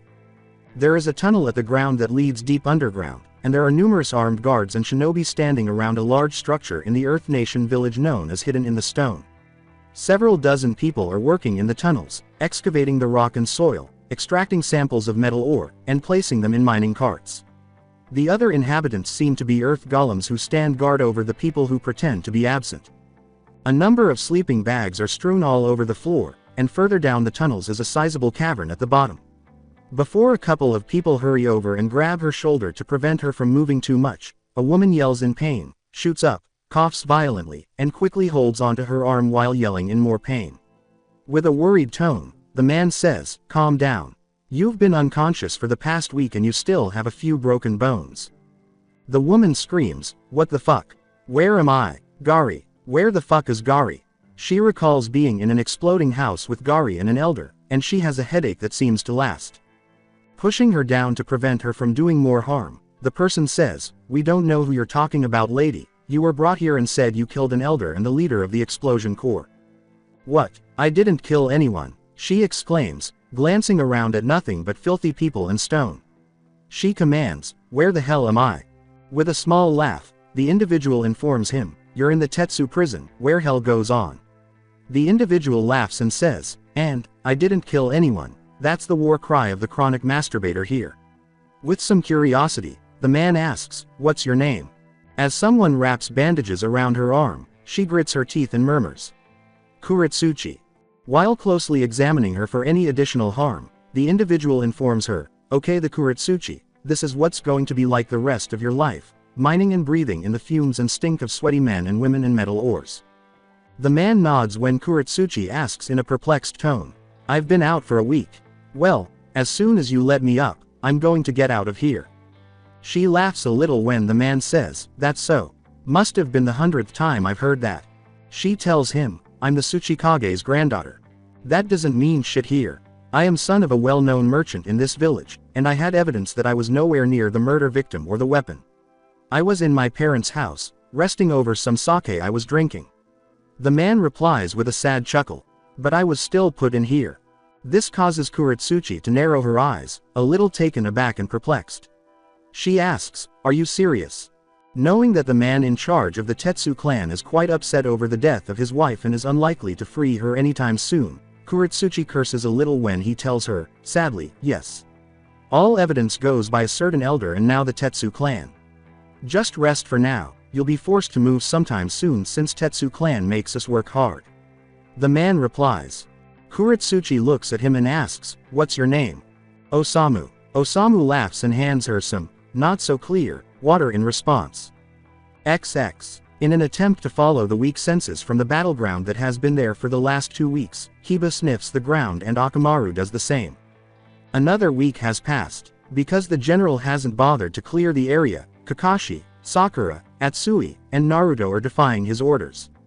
With a bark from Akamaru, Hiba says, "I'm not sure, could be the same, but I can't figure out what's going on."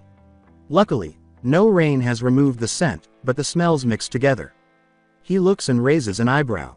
Looks like Akamaru smells someone that went by here, rather recently that isn't part of the village or port group. I smell it too and there's traces of it in the old scent. Kakashi asks, "I see, where does it go?" Before Naruto gestures up a hill. Naruto tells him, "That way," and Kiba nods. Atsui laughs and remarks, "That's hot stuff, you guys got some good noses." Before the group disappears, Kakashi says, "Right, let's go." When Kakashi and his group arrive at a beach that is across from the one where the port is, they remain extremely quiet and keep a close eye on things because they can make out a boat floating in the distance.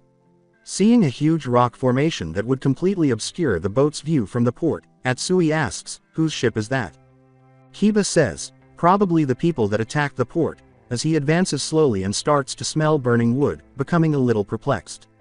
The group nods as Kakashi says, "I smell a fire, and the person I'm smelling is close by too." They are moving quickly and are unsure if the enemy has set up traps in the area. They all pause as they smell the burning wood and turn to see a small makeshift camp that appears to have been well maintained due to the presence of animal remains. Sakura and Kakashi follow Naruto as he advances, looking around bewildered. Akamaru, Hiba, and Atsui remain in the background, keeping watch. With a quick backward roll and a raised eyebrow, Naruto sniffs the air before something hits the ground and a blade flies in his direction. A small man in a guard uniform from the port and mining village is seen by Kakashi as he charges forward with a kunai and clashes with a katana. While Sakura, Hiba, and Akamaru prepare to attack, Atsui rushes at him, swinging his blade and striking the armor, leaving Kakashi somewhat bewildered. As he rolls away, his armor breaks and he begins to swing his blade wildly. The man screams, "Fuck you. I ain't going to die by you fucking fakes." His helmet falls off as he perspires profusely, revealing a man who resembles the general but has shorter hair and no beard. Grabbing Atsui's shoulder, Kakashi asks bewilderedly, "What are you talking about?" He screams, trembling and coughing a little, "You destroyed my entire platoon, and I will not be killed by your lies." Atsui raises his arms in frustration and asks, "Fakes. You think I'm not hot?" Kakashi notices that he appears sick and that his body is trembling and asks, again, "What are you talking about?" Before Naruto sighs and rushes towards them, he grabs his sword arm and twists it, making it almost impossible to attack at this point. The man rants in rage. Sakura, who finds the other man's appearance dubious, rushes over, grabs his arm, and places her hand on his forehead. "Holy crap, this guy's suffering from a large fever, we're going to have to try and cool his body off before we go to the village," Sakura started, and the man started screaming. As Kakashi approaches him and grabs his shoulders, the man yells, "No. I'm not going there. Too many false faces. They killed my people," which causes Sakura and Naruto to exert a little more strength. Kakashi looks at him and tries to reassure him, asking, "Who are you and what happened?" I'm Noboru, son of General Mamoru. I was with the expedition and we were ambushed and I was wounded and ran into the woods. After my wound closed up, I checked and I realized that my men were all dead since I saw a group of them taking the bodies away," Noboru says, becoming dizzy and passing out. Everyone looks at each other, wondering if the man's statement was accurate and whether the village guards are the ones who attacked the port. Knowing that Hinata is in the mining village, Naruto's eyes enlarge with shock and terror before he disappears into thin air. Kakashi yells, "Wait, Naruto!" But Naruto is not there. While Hinata sits on a big stone in the mining village, she watches Ely lift weights or, more accurately, walk around with a big stone roughly the size of her on her back. Given that she wasn't particularly physically strong at that age, Hinata finds this to be somewhat fascinating. She turns to see Shino studying the exotic insects on the island, discovering some intriguing ones that, as far as he is aware, have not yet been given names. The lighting team leader stands close to her to assess Ely training, but she is a little uneasy when she sees Darui. Since no one has returned from the mine in a while, she has only recently realized that many of the miners have vanished. Hinata calls out, "Shush Shino," and he turns to face her when an odd-looking dragonfly lands on his hand. How long has it been since a miner has come from the mine? He responds. Shino gazes up at the heavens. He responds, about an hour and 44 minutes. It seems strange, but miners have been known to spend no more than 6 hours down there. Hinata jumps a little and turns to face Darui as he says, "An hour and 48 to my account, and the number of miners are pretty much zilch. Sorry, I tend to keep count of who's coming and going, teammate or otherwise, a rather dull trait." Shino turns back to the sky. Darui gives a little laugh as Shino states, "I think my calculations are correct, but that is if you include a guard coming from the mines. Though I am wondering what is going on, why you ask? The insects from below are very few, even though it's very good soil, it's almost like there's nothing down there that wants them there." Hinata is suddenly uneasy as she worries and turns to see the guards merely standing at their post. Before something causes a house nearby to explode, there is a cracking sound and the area bursts into a lot of wind. A few minutes prior to that, the 4 shinobi were located at a specific distance from the mining village. A few guards are making their way through the forest when they come to a rocky area. The guard looks around and feels the rocks before coming to a halt at the old cave entrance. "Here we are, this is where Black Dog was last time we had word from our group, though the cave is missing," he says. While making a few hand signals, he says, "Here we are, trace amounts of chakra in these rocks, we've got our target, now let's dig and get the track ready should the first plan go to hell." They turn to look around and hear a sudden explosion at the mining village. A little concerned, one of the guards remarks, "I think Black Dog escaped." Gazing back, the third guard exclaims, "No, I can still sense his chakra, he's still in the cave, we've got to dig him out. Just ignore that and get working." The world slows down as a guard on the wall, who is largely distracted by the view of the forest, feels a sharp gust of wind and his chest begins to crack. After losing consciousness for at least a second, he looks down to see Naruto slamming his right fist into his chest, causing the world to go dark before he is shot back and collides with a house. When Naruto lands close by, the entire village devolves into chaos, and the guards immediately emerge and prepare their weapons in response. When Hinata, Darui, and Shino show up prepared for battle, they are taken aback by Naruto and question whether he is the one responsible for the explosion. Despite the atmosphere of rage surrounding him, Ely approaches Naruto with a smile and an innocent wave. Mamoru roars, "What the hell is the meaning of this?" as he passes his guards, the shorter one to his right. Without giving it any thought, Naruto gives him a red-eyed look before vanishing and resurfacing with both of his foot soles in the general's face, his knees bent before straightening them to increase the force. The general was there for a moment before disappearing, and a few houses and a lot of rocks surrounding the village exploded as he was pushed back at blinding speeds. The personal guard standing to the general's right screams in agony, his left arm is now gone, and a lengthy trail of blood appears to blow in the general's direction. Beside the man with the arm, surprisingly, the man's own arm, just bloody and torn up, a yellow-eyed guard shows up and applies it to the missing area. The guard tries not to faint or lose concentration as the man's hands glow green quickly. Wondering why he just attacked the general, Hinata yells, "Naruto! What are you doing?" Naruto yells, gesturing with his hands, "They're all fakes. We just found the real general's son and they've been playing us from the start. They're all fake guards, the general included." As they look around and notice that the guards are not really responding to his yelling, Darui, Shino, and Hinata are perplexed and wonder what he is talking about. After reattaching the guard's missing limb, the yellow-eyed guard declares, "Actually, the guy you just sent into next week was the real general. He takes off his helmet and presents a young adult that Shino and Naruto recognize from their past, telling him, "My friend was just manipulating him." Observing his tiger-patterned hair, narrowed eyes, and the stripes on his cheeks, Shino asks, "I think you go by the name Neko, am I correct?" Neko laughs and glances at his left arm before saying, "Good memory Shino, I remember nearly killing you, you and that wave ninja owe me a third of a body." Neko laughs and adds, "And my former owner Naruto, sure enjoyed the treats you gave me." Shino asks him, "Didn't you lose an arm and vital body parts?" Neko looks at the slightly dazed guard beside him and tells him, "I replaced them with my surviving team members, their blood and body is still pumping through me." Neko laughs and gives him a pat on the arm. "Though it is thanks to you that I'm an expert of reattaching limbs, ain't that right Susumu?" They ask.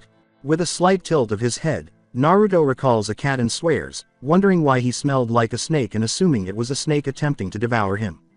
Naruto grits his teeth and raises his right hand to form a Rasengan, causing it to glow slightly red. As the guards turn to face them, prepared to engage in combat at the first sign, Darui murmurs, "Well, this can't be good. Shino started, we should be able to hold R," but the ground exploded, and Darui, Ili, and Hinata covered his eyes in shock. Naruto didn't care that Shino wore goggles to protect his eyes. As the area becomes quiet, they turn to see wire encircling the village, resembling a dome, and inside, well, it resembled a spider's web. Susumu gasps and exclaims, "That did it." He is experiencing pain in his left arm because the nerves were unable to determine whether the arm was attached or not. The wires that were wrapped around his forearm caused the majority of the pain, but they also cut through his skin, with some even passing through muscles and grinding against the bone after being tightened by Naruto's unexpected surprise kick to the general, who was wearing a wire. Neko begins to seal the arteries and heal him, but he simply shuts them off for later because he knows he cannot take out the wires. The guards are the only ones who move, they simply avoid touching the wires by walking around them. The other two nod in agreement as Shino observes, they're avoiding the wires. Ili approaches one to observe. Hinata is a little surprised when she activates her Byakugan and sees chakra extending through every wire she can see. Hinata yells, "Chakra fueled, but I don't know what its purpose Ili," as she witnesses Ili touching a wire. However, she appears unresponsive to her words, leaving her perplexed. Ili's chakra appears to change slightly but continues to function normally.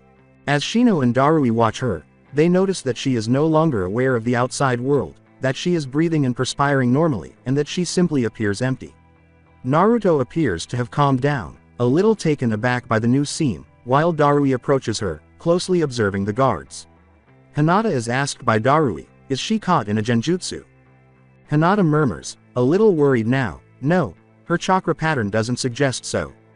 As Darui lightly strokes Ili's shoulders, he feels an invasion and the world briefly seems to stop before he swiftly tears himself away from Ili or what he believed to be Ili. After clinging to her for a moment, Hinata is now on the ground.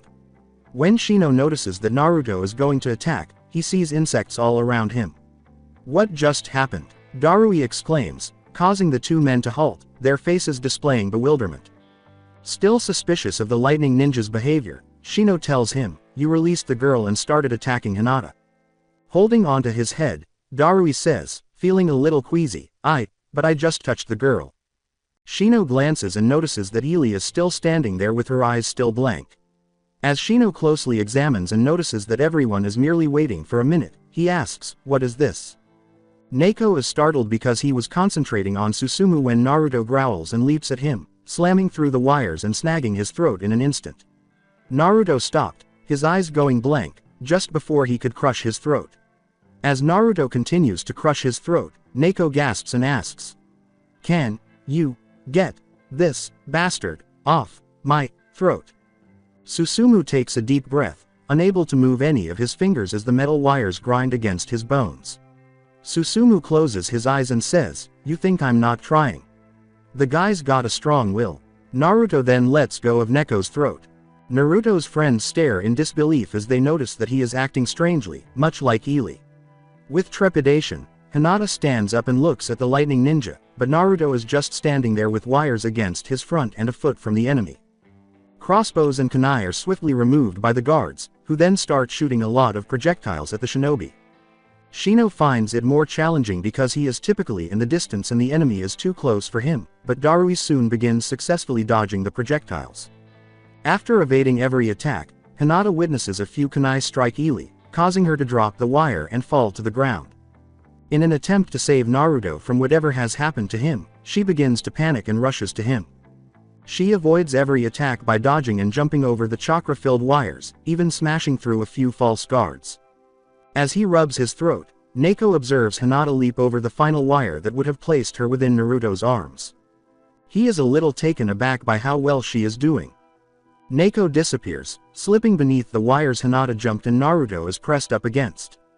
Before Hinata can react, Neko lashes out, causing her to land on her feet with pain in her butt cheeks. Byakugan notices that Neko's clawed fingers are piercing her knickers and waistband, and his nails are digging into her lower skin. With a sly smile, Neko tugs her back, almost causing whiplash as she abruptly pulls her butt, dragging her against the wire and landing on the ground. Like Naruto and Ili, she remains motionless as the wire strains against her weight and begins to cut into her skin around her back. Neko grins as she observes the two surviving shinobi dodging all of the projectiles, saying, 3 down, 2 to go. Neko turns to see Susumu looking weak and blood dripping quickly through the wires that have been torn into him as one of the fake guards yells, "Boss. This guy isn't doing so well." Neko lets out a sigh as he surveys the two surviving shinobi. She soon notices that Shino is letting go of a lot of his insects and that black lightning is emanating from Darui. Since they are moving to avoid all of the enemy's attacks, the two quickly launch separate attacks that are good ranged and hit a few targets less frequently than they would otherwise. Neko looks around to see if there are any wires close to the two, but then he sighs, leaps over them, and catches Susumu. Observing that he now appears somewhat dazed, Neko says, "Get working, you bastard. I know your blood is mostly on the ground now, but we've still got 2 left. Is there any wires in the ground?" With a feeble laugh, Susumu tells Neko, "No, but even though I can't move my arm, I still got control over him." He then turns to face the two shinobi that are still alive and hears a tiny explosion. Darui shoots Susumu and Neko with black lightning. The attacks on both sides halt, the smoke clears, and the attacks on both sides stop when something lands in front of them, absorbs the attack, and explodes. Susumu is the only one who was shocked to see General Mamoru standing there with 2 shoe prints on his face, his lip popped, and his nose broken. Neko laughs and points to the 2 shinobi who were still there, saying, "Oh year. I remember now why we kept him." They are told by Neko, "You guys are fucked." Darui watches intently as the general rushes at them, tearing through the wires, stretching them, and damaging various parts of the village. Shino quickly retreats to avoid close combat as his eyes widen in surprise beneath his goggles. As soon as the general is within range, Darui swiftly draws his blade, covers it with black lightning, and waits. He then swings his blade into the general's shoulder, slicing through the armor and slightly through his bone, muscle, and flesh. The general smirks as blood drips from the wound, and Darui's eyes go blank after a moment. The general laughs as he watches the black lightning vanish. "I used to be one of the best hunters in the elemental nations. I fought so many that my body became so resilient, you could only cut me a little." Shino perspires a little as she considers her options because it seems foolish to touch the wire or those who are touching it. Since the general's eyes aren't as blank as the others, Shino asks, "What is the meaning of this? Why do people stop when they touch the wire or the people touching them?" In the hopes that he will respond, the general grits his teeth and tells Shino, "The brat's ability is control, whatever he touches is under his control." The general confuses Shino by saying, "Anything he touches, his chakra controls the mind, you get used to it, after constant contact." Shino turns around after something lands behind him and notices a large man with tiger stripes all over him, dressed in ripped black pants and a sleeveless green vest. He smirks with big fangs and slams his fist on top of Shino's head, as if he were a gigantic button, asking, "I remember you." Shino, right. Shino strikes the ground, an open fracture from the impact causing blood to flow from inside his hood. Neko screams, "I thought I told you to stay below Mizuki." Mizuki ignores him and moves around, avoiding the wires, while the general and the lightning ninja stand there, their eyes now blank. Mizuki smirks broadly and stops beside him, observing Naruto's blank stare. "I'm only seeing 3 brats that I know. Shino, Hinata, who has become quite a lady, and Naruto." With the intention of caving Naruto's skull in, he slams his fist into it, but he pulls it back while screaming in agony and surprise. Recalling the evidence from a brief scene involving Naruto's metal plate from the past, Neko tells him, "Don't go for the head, there's a metal plate that is indestructible so far." Mizuki says, "When the fuck was this?" as he feels his knuckles and the fractured fist. Knowing that Susumu won't take control of him, Neko taps his knuckles against Naruto's skull, which made a metal noise, and tells him, "His entire life I think, tried to find the metal used, but only example I could find was from ancient times. Takes years to forge since it doesn't move by force, probably why he's got a normal shaped skill, the slow growing causes the metal to expand and keep its shape." Mizuki gives Naruto a quick curse before turning to leave.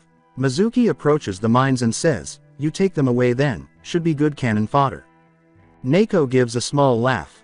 Neko approaches Susumu and says, "That's the plan, now let's get that arm of yours checked, Mr. Susumu, we can't have you dying on us before we get our target." Susumu nods and then sits down, his legs trembling slightly. Since the entire village is encased in a dome of wires and multiple wires are blowing in the air, Kakashi watches from outside the village to make sure the other members don't move forward. Although he is unsure of the type of chakra present in the wires, his Sharingan informs him that it is not good. As Atsui observes the wires floating in the wind, she asks, "What's going on?" Kiba holds his nose and says, "I don't know, but I smell something burnt, human flesh." Kakashi says, "We'll have to find out what's going on. We would have been better off if Hinata was with us," as he steps back and carefully examines the area, questioning the wire's function. After cutting his thumb and placing his hand in his weapon's pouch, Kakashi makes a few hand gestures and slams his palm to the ground, calling forth the ninja hound. Kakashi nods to Pakun, who glances at the village and tilts his head before hurrying away. "Pakun, go to the port and bring everyone here, tell them, we lost control of the village." Kiba finds that a bit foolish because they ought to go in and assist their friends. "So we're just waiting till the main army gets here?" he asks. As Kakashi started to say, "We don't know what we're dealing with, we'll need all we can, we may have to cut through the wires," he heard someone shout. Someone shouts, you don't touch," and they turn to see Noboru, the guard they had previously located. He screams, "The wires aren't right. Wires bad, no touch," as he tries to leave the village, but Sakura holds him down. Kakashi nervously rubs his hands together and says, "Okay." Kakashi approaches the guard and asks, "Why's that?" Sweating profusely, Noboru says, "I don't know, you touch them and, you're not the same, you lose focus and stand there." Sakura then puts a damp cloth on his head as he stopped moving. Gazing at the village covered in wire and the chakra coursing through it, Kakashi utters, "I see." Noboru yells, "Blow the place up. Blow it up," but Kiba punches him, knocking him unconscious because he continued to yell the entire way back. Kiba informs their leader that, "Naruto is definitely in there, can't tell what's going on, but there's blood." Atsui gives a small laugh.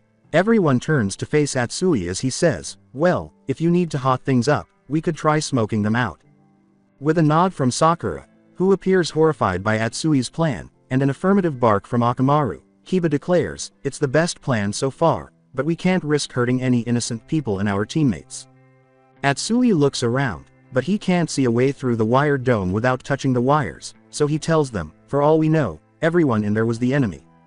Taking a close look at the village, Kiba remarks, "We could try going underneath. Might get lucky and get into the mining tunnels." Kakashi concurs, saying, "That's not a bad idea." Kakashi looks closely and says, "But we have to assume the worst. There might be wires in the ground." After making a few more hand signals and calling forth the rest of his ninja hounds, Kakashi informs them, "But that is the best stealth so far and the fire assault is the best way to flush them out. But we'll wait for our numbers to improve before we act." Kakashi gives them instructions, causing them to glance at the dome, nod, and disappear. "Move around the dome to find any sort of way that we can enter without touching the wires. If there are none, stay round them and watch for any movement." In the Tetsu mine in the Earth Nation, Kuritsuchi collapses to her knees and leans against a wooden support, perspiring profusely. She feels ill and coughs up some soot. She has only been there a little while, and her lungs are full of garbage. A man sits down beside her and passes her a rusty mug of dirty water while coughing. Sweating profusely, he asks, "Are you all right?" Hating the smell of sweat, soot, and toxins, Kuretsuchi asks, "Yeah, how do you get used to this sea crap, Osamu?" As he coughs a little and glances down at the other inmates digging, Osamu tells her, "You don't, you just learn to accept it." Kuretsuchi looks around and notices earth golems pushing mine carts. Quote, "You know what I noticed?" he asks. She coughs a little more and asks, "There doesn't seem to be a leader, you know, a warden of some kind in this place. Who keeps things calm? The ones controlling the golems isn't down here, he just waits up above. Down here, we've got a few different leaders, one who is the oldest guy here, called himself the King of Thugs. Then there's those that try to suck up to the guards, we're not sure who leads them, but they're killed more often than not. And now we've got some guy from the rebellion that's trying to recruit those in prison. It's been hell, killings here and there on both sides." He tells her, suddenly hearing a scream and someone collapses from the scaffolding above. Observing Kuretsuchi's astonished gaze, he remarks, "Like that." Looking down, Kuretsuchi sees the prisoner hit the floor. Some people at the bottom check on his body, but they know he's dead, so they begin taking what they can. She recognizes the man she fought with during the investigation, a one she discovered in the slums when she looks up from above. When he sees her, he tilts his head slightly and realizes she is familiar, but his eyes enlarge and he starts to run. Osamu yells, wondering where Kuretsuchi went, and she coughs a little before grabbing an outside support and jumping. She sees the man running after landing on the level he was on, so she swiftly pushes past a few inmates and follows him. After becoming irritated with the man's evasion and hiding, Kuretsuchi closes in on him before he flees once more. She wants to grab the man and beat his ass because he sent her to the elder's house, which is one of the reasons she's down here. Before confronting him, she observes him sprinting to the bottom of the mines, disregarding the coughing and stench. Before she begins to beat him, he screams in agony and surprise. She smashes his face and feels his nose break as she yells, "You're in a hole. I've been sent here all because of you and your fucking rebellion." At him. She screams in rage and tries to pull away when she feels someone grab her arms and drag her off, but the man is stronger than her. She hears someone approaching them and turns to see a woman who looks familiar, but she is unable to identify her. Wearing rags, she says, "I'm surprised that the Tsuchikage's granddaughter turned out so strong. Although she appears weak and ill beneath the dirt, she is attractive." Kuretsuchi asks, kicking the man she was pursuing, "And you are?" As she approaches the wounded man and picks him up, I tells Kuretsuchi, "I am Tetsu, just by name though. My uncle-in-law threw me down here after I gave birth and took the others for training. I joined the rebellion down here and now I'm the leader down here." She asks, "Are you alright, Daisuke?" and gets a nod before he stands up and staggers off. I tells the man who held Kuretsuchi, "You can let her go, beast." Kuretsuchi asks, "What the hell? I thought all Tetsu were forgiven and given power again." But she hears some laughter and notices some other inmates there that she had not previously noticed. She sees a big, unattractive man who is built like a brick shithouse when she looks at the person who grabbed her. I tells the younger woman, somewhat agitated, "No, only those that betrayed the family were brought back. My child and other young ones were also taken back to hopefully be brainwashed." The others chuckle as Kuretsuchi yells, "Who's the damn leader of this rebellion? It's pretty much fuck me and my grandfather. Not to mention, they killed a friend of mine." She looks at them and coughs in surprise when one of the inmates says, "It is Kitsuchi, your father." She wants to confirm that she heard correctly, so she asks, "What?" Kuretsuchi covers her mouth as another prisoner laughs, "Your father is the one that started the rebellion and quite a lot of your comrades are actually supporting us, last time I checked." She wonders if they are telling the truth, but why would her father turn against her grandfather? Her world turns black as she feels a blunt force strike the back of her head. Naruto opens his eyes and coughs violently at the subterranean ruins of the island where Kakashi is stationed. He has a headache and is unsure of what happened.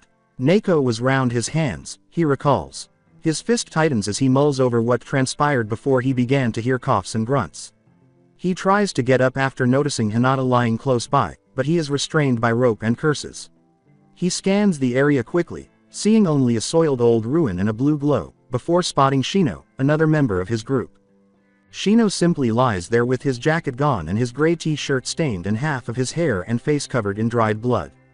His eyes were closed, but his goggles were gone, and Naruto began to wonder what was happening.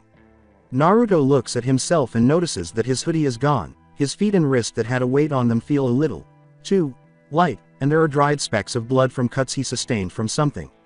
Naruto realizes that his weights have been taken off, and we begin to panic. We look around, but the hoodie is nowhere to be found, and we know that there are a few weak seals on it. He hears movement, looks up, and sees Ily and Darui lying close by. They're both tied up, and Ily yawns before sitting up because she was able to do so. Looking at something that doesn't seem normal, Darui looks in Naruto's direction, looking perplexed. The blue, nearly transparent wall that appears to keep something out is visible when Naruto tilts his head. It was so loud that it made everyone wince in agony. It was the sound of something hitting something.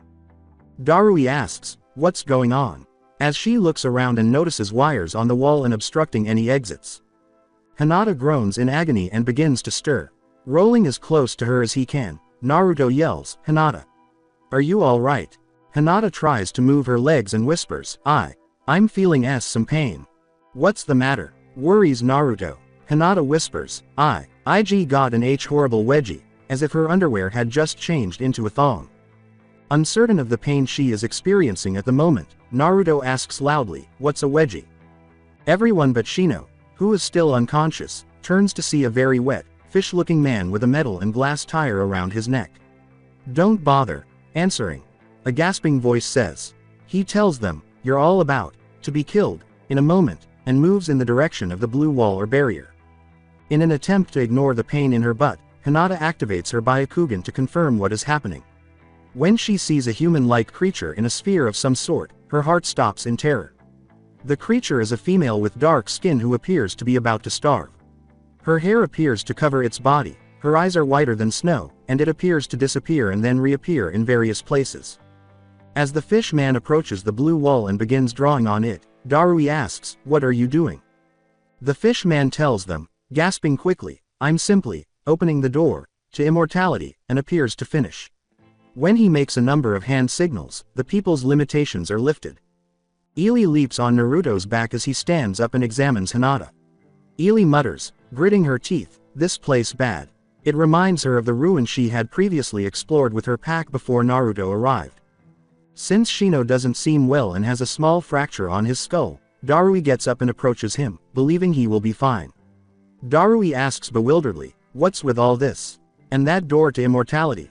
The being in there is the daughter of the moon, and has been here since the Sage of Six Paths came about. The fisherman informs them. He pulls out a flask of blood and slams it against the barrier, saying, "And once this opens, we'll capture it." Before a tiny explosion is heard and the markings on the barrier glow brightly, blinding everyone, he says, "And the daughter of the moon and sage shall walk the world again." The group feels a sudden surge of chakra as the smoke clears and they begin to wonder what's happening. The fishman flies suddenly fly out of the smoke, water, and blood spraying on the ground, followed by a tearing sound and a cry of pain and shock. They observe that the man is missing an arm and that water is gushing from a damaged portion of his water-breathing system. He yells, "Fuck," and tries to pull himself away, but a black hand emerges from the smoke and seizes his ankle. The fish man tries to breathe deeply, but the water has dried up. He tries to move away, but the hand is holding tight. He lets out a gasp and is swiftly drawn into the smoke. Fuck. After a second, there is a horrifying scream and blood all over the place, leaving everyone on the ground except Shino, who is still unconscious. The smoke clears after a few more seconds, revealing a nude woman with blood dripping from her skin that is blacker than coal. Her eyes are whiter than snow, with only a pupil in the center, and her hair is whiter than snow. Her teeth are yellow and resemble those of an animal. She snarls as she steps on a piece of the fishman she just killed after discarding another piece.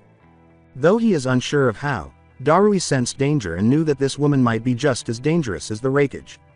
Naruto's teeth are sharpening and grinding, and the memory of the thing inside him makes him frightened when he looks at the woman. Even though she is aware of the danger, Ily smiles a little because the woman reminds her of home with her instinctive eyes and everything else. She just wants to experience the positive aspects of life.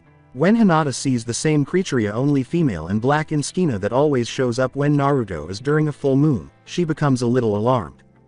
They see him clinging to the woman's arm as the fingers dig into his stomach as the woman disappears and Darui screams in agony. Before long, Ili leaps upon the woman and extracts blood by biting into her shoulder. The woman tries to tear Ili off after Darui is freed, but Hinata shows up and slams her palm into the woman's abdomen in an attempt to take away the chakra she is releasing, but things don't work out that way.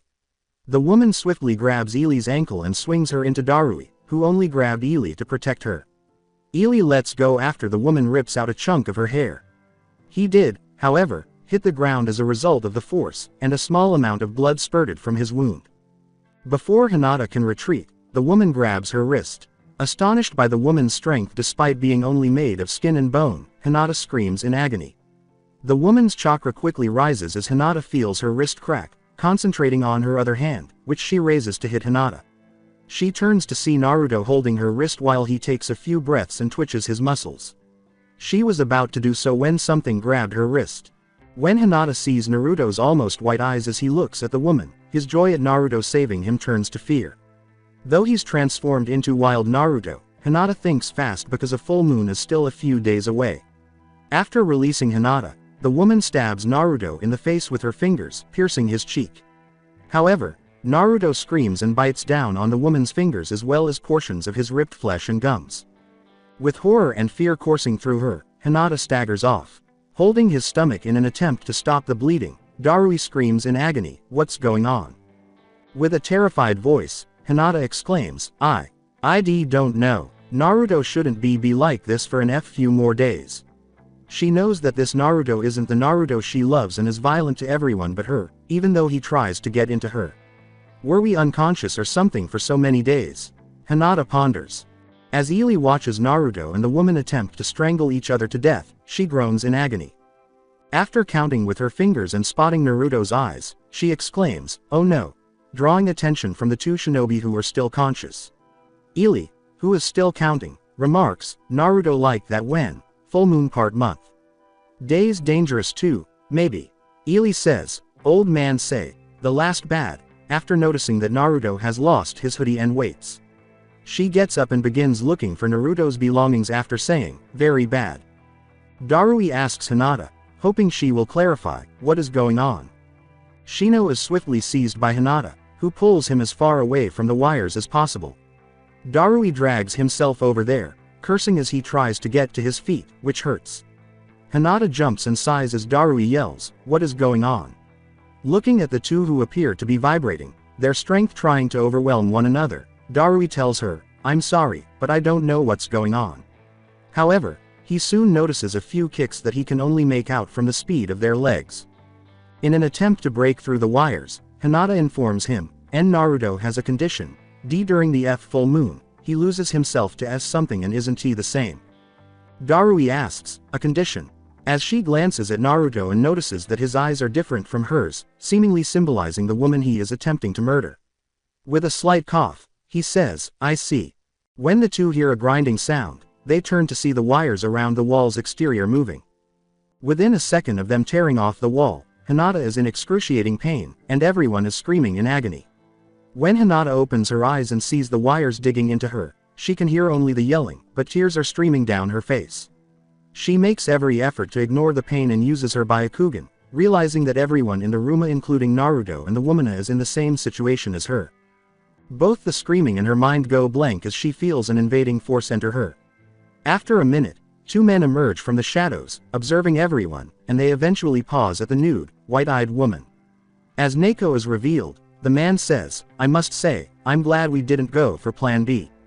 The second one, who is wearing several wires and inhaling deeply, says, "Me too." He glances around, seeing the wires wound around stones, making sure that any pulling won't harm him, but he's feeling lightheaded from the amount of chakra he has to give. He looks at the bloody remains and says, "Just seal this bitch up, she killed Calder." Neko started to say, "Will D," but he quickly backs off when the woman begins to twitch wildly, roaring in anger and yanking violently against the wires that are wrapped around her. "I thought you subdued her," exclaims Neko, who has almost lost his temper. "I did," Susumu exclaims, trying to stop her with his chakra. Naruto begins to twitch and roar in anger as well. They both get cut as they struggle to move and pull against the wires, but it appears that their strength is winning out. In an attempt to stop them, Susumu begins to panic and directs his chakra solely into their wires. Neko screams, Gesturing to the two, "Why are they resisting?" Susumu tries to figure out what's wrong and yells, "I don't fucking know. It never fails. I put my chakra in their system and I take over their mind." As Hinata, Darui, and Ili awaken to reality, they hear the chaos and feel the ground tremble quickly. They scan the area as best they can before realizing that everything is trembling. Shino gets up and rubs his head to relieve any soreness after coughing in agony. Shino asks feebly, "What happened?" as he looks around and notices that everyone is bound with wire, with the exception of Neko and Susumu, who are concentrating on Naruto and a naked woman with white eyes and coal-like skin.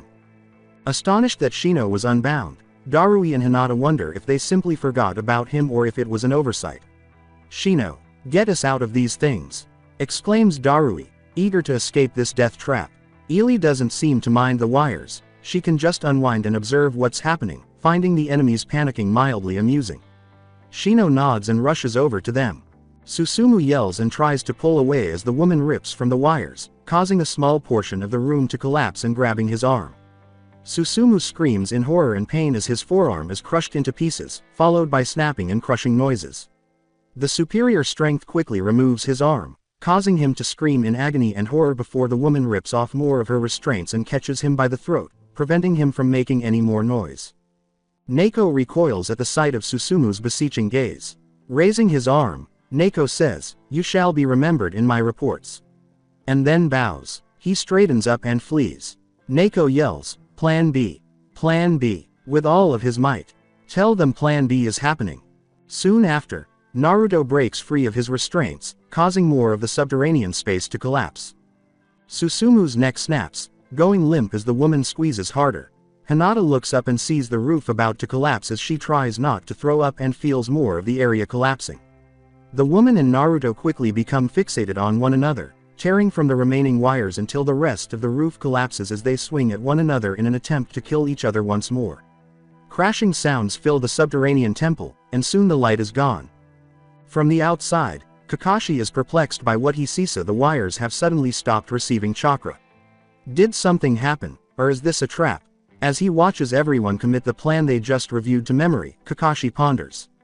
Everyone jumps and wonders what's going on inside the village when they hear a rumbling and dust explodes. Everyone turns to look at the source of the next explosion, which was in the opposite direction.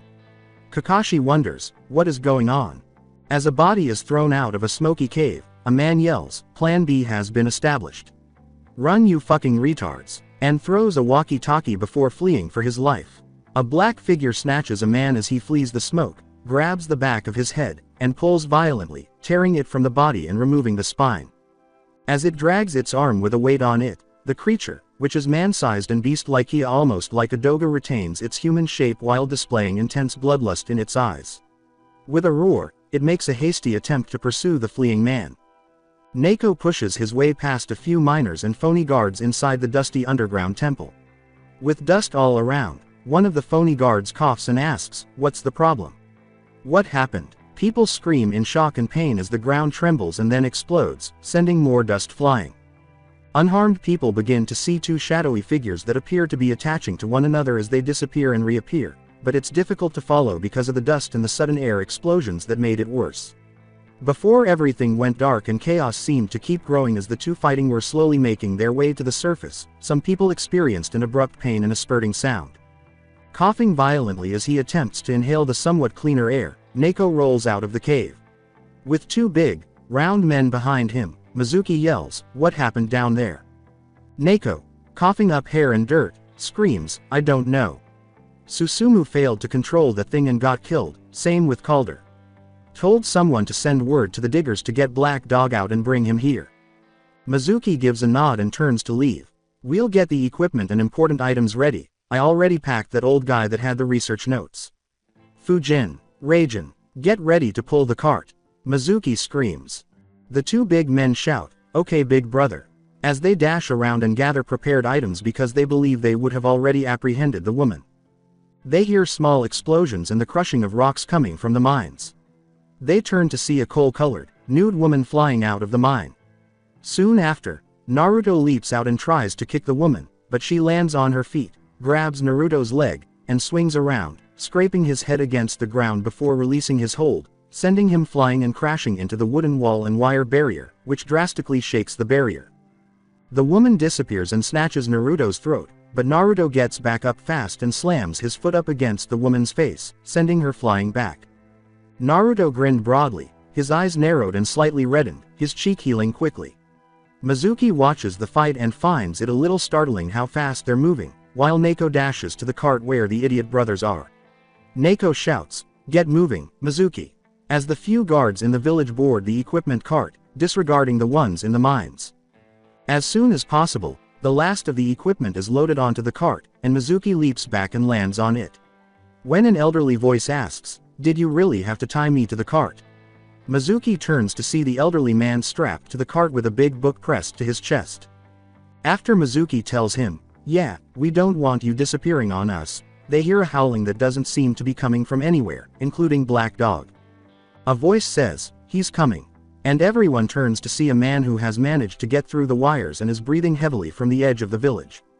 Before long, they witness the man cut in two, blood splattering on the floor, and Black Dog standing there, smirking broadly and surveying the area. After glancing at the somewhat alarmed individuals in the cart, it turns to face the two combatants, recognizes Naruto, growls, and charges with blinding speed. Despite seeing Black Dog approaching, Naruto keeps his attention on the woman and swings at the same moment as she does. They slam their fists together, but Black Dog's head was wedged between them, causing blood and pieces of the skull to burst, sending Black Dog crashing to the ground with blood streaming from its crushed head. After taking out Black Dog with a single move, Mizuki and everyone else stare in disbelief. After disappearing, the woman slams Naruto in the back, causing him to fall to the ground and roll slightly. As the woman leaps at him and puts her hands around his neck, Naruto turns around and smirks a little. However, Naruto lifted both of his feet to prevent the woman from trapping him by slamming his feet into her stomach. However, she refused to back down and held onto his neck instead. As the blood accumulates in his head, Naruto's face begins to flush, making it more difficult to keep her away. As she approaches, Naruto lowers his legs and aims his head at her face, causing her to shoot back as a metal exo fills the room. Naruto disappears and emerges standing, grinning broadly, attempting to charge, but his foot gets caught by something. When Naruto looks down, he sees Black Dog clinging to his foot while his brain and skull are both healing themselves. The sight causes Naruto to tilt his head, and then he hears a sharp object scrape the back of his head, making a grinding and scraping sound. Gritting his teeth, Naruto leaps down, drives his fingers into the reforming skull, swings around, and strikes the woman with Black Dog acting as a hammer. All that was visible to those on Neko's and Mizuki's side was a blur, and they only learned about Black Dog losing a head. Neko exclaims, "We've got to move," because she knows that things will get worse and that they will return for what's left of the island once it has been destroyed. Mizuki commands the idiot brothers to pull the cart now. They nod, swiftly seize the front of the cart, and prepare to move. Before the wire dome begins rapidly descending, there is an explosion, wires shooting in various directions, and people turn to see the lightning and leaf shinobi standing on the wall, prepared for any impending battle. Mizuki yells, "Move," and the idiot brothers begin to run, leaving a couple shouting in rage at being abandoned as they follow the path out of the village with everyone else. Seeing Mizuki, Kakashi swears, thinking he has crucial information. Then, noticing Naruto's eyes with his Sharingan, he sees him fighting a woman whose skin is as black as coal and the creature they called Black Dog. The group nods in agreement as Kakashi commands, "It's gotten a lot more complicated. Kurenai, take Kiba, Sakura, and Atsui and quickly follow the carriage." They rush after the speeding cart. They're still missing a few, so Kakashi looks around and wonders where they are. Hinata coughs violently and discovers a lot of dust lodged in her lungs. She hears two more coughs, one of which is farther away. She activates her Byakugan after feeling a warm liquid land on her jacket and part of her face. She is shocked to see that Darui is keeping Shino and herself from being crushed by a lot of rubble on his back. The pressure and strain Darui is exerting to prevent anyone from being crushed causes his stomach to swell more. Darui uses his chakra to make his body stronger and more resilient, but the weight is beginning to grow. "You, all right?" he asks in pain. As Hinata looks around, she quickly spots Ili, who is lying on her back with her legs raised and pressing against the collapsed roof. She coughs a little when a little more dust gets in her lungs, but she's used to lifting weights with her legs. Shino and Hinata stand up and begin pressing against the roof, which relieves Darui of some of the weight, for which he is grateful. "So how shall we escape from this place?" asks Shino, who can only see darkness and is unsure of how to leave. They nod when Hinata says, "Ili-en needs some help, but they are unsure of Ili's direction. I can have my parasites try and weaken the rock structure so we can dig our way through the stone and rocks." According to Shino, they are told by Darui, "Don't worry about it." After releasing the weight, Darui instructs them to try and hold it for a minute. Shino and Hinata can be heard straining under the weight. As Darui glows a dark color and Hinata witnesses him covering himself with black lightning, the darkness begins to fade but stays dark. In an attempt to maintain the chakra's flow, Darui asks, which way is to Ili and the exit? Hinata points to the exit, which isn't as bad off as the entire area, and responds, they're both that way." After nodding and inhaling, Darui aims his hand and shoots a lot of black lightning through the stone and rocks. A second later, he gives a yelp. Darui takes a deep breath and tries to continue moving as the area begins to crack from the unexpected energy burst. Taking Darui with them, Shino and Hinata moved swiftly through the confined area. Leading the charge, Hinata slams her palm into the edge of the molten rock, snatches a shirt, and tugs violently, removing Ili and continuing on. The group barely escapes before being covered in dust once more after shooting out of the rocks and hearing the area collapse. When Hinata hears coughing and feels something rip, she stumbles a little and the hand holding Ili gets a little too light. With her eyes closed, she looks around because her Byakugan is active, and she spots Ili on her knees, shirtless, coughing violently. Hinata quickly puts Ili's clothes back on after inadvertently taking them off, blushing slightly in embarrassment and mentally noting that she should introduce Ili to underwear. With a sharp cough, Darui asks, "Everyone all right?" Shino tells him, "Yeah," as he feels the dust in his system being removed by his parasites. Hinata tells him, "Yes." She appears concerned for Darui because he has lost a lot of blood. As Hinata tries to dress her, Ili giggles and responds, "Think so." Darui tells them, "Good, let's get out of here before we run into any more trouble."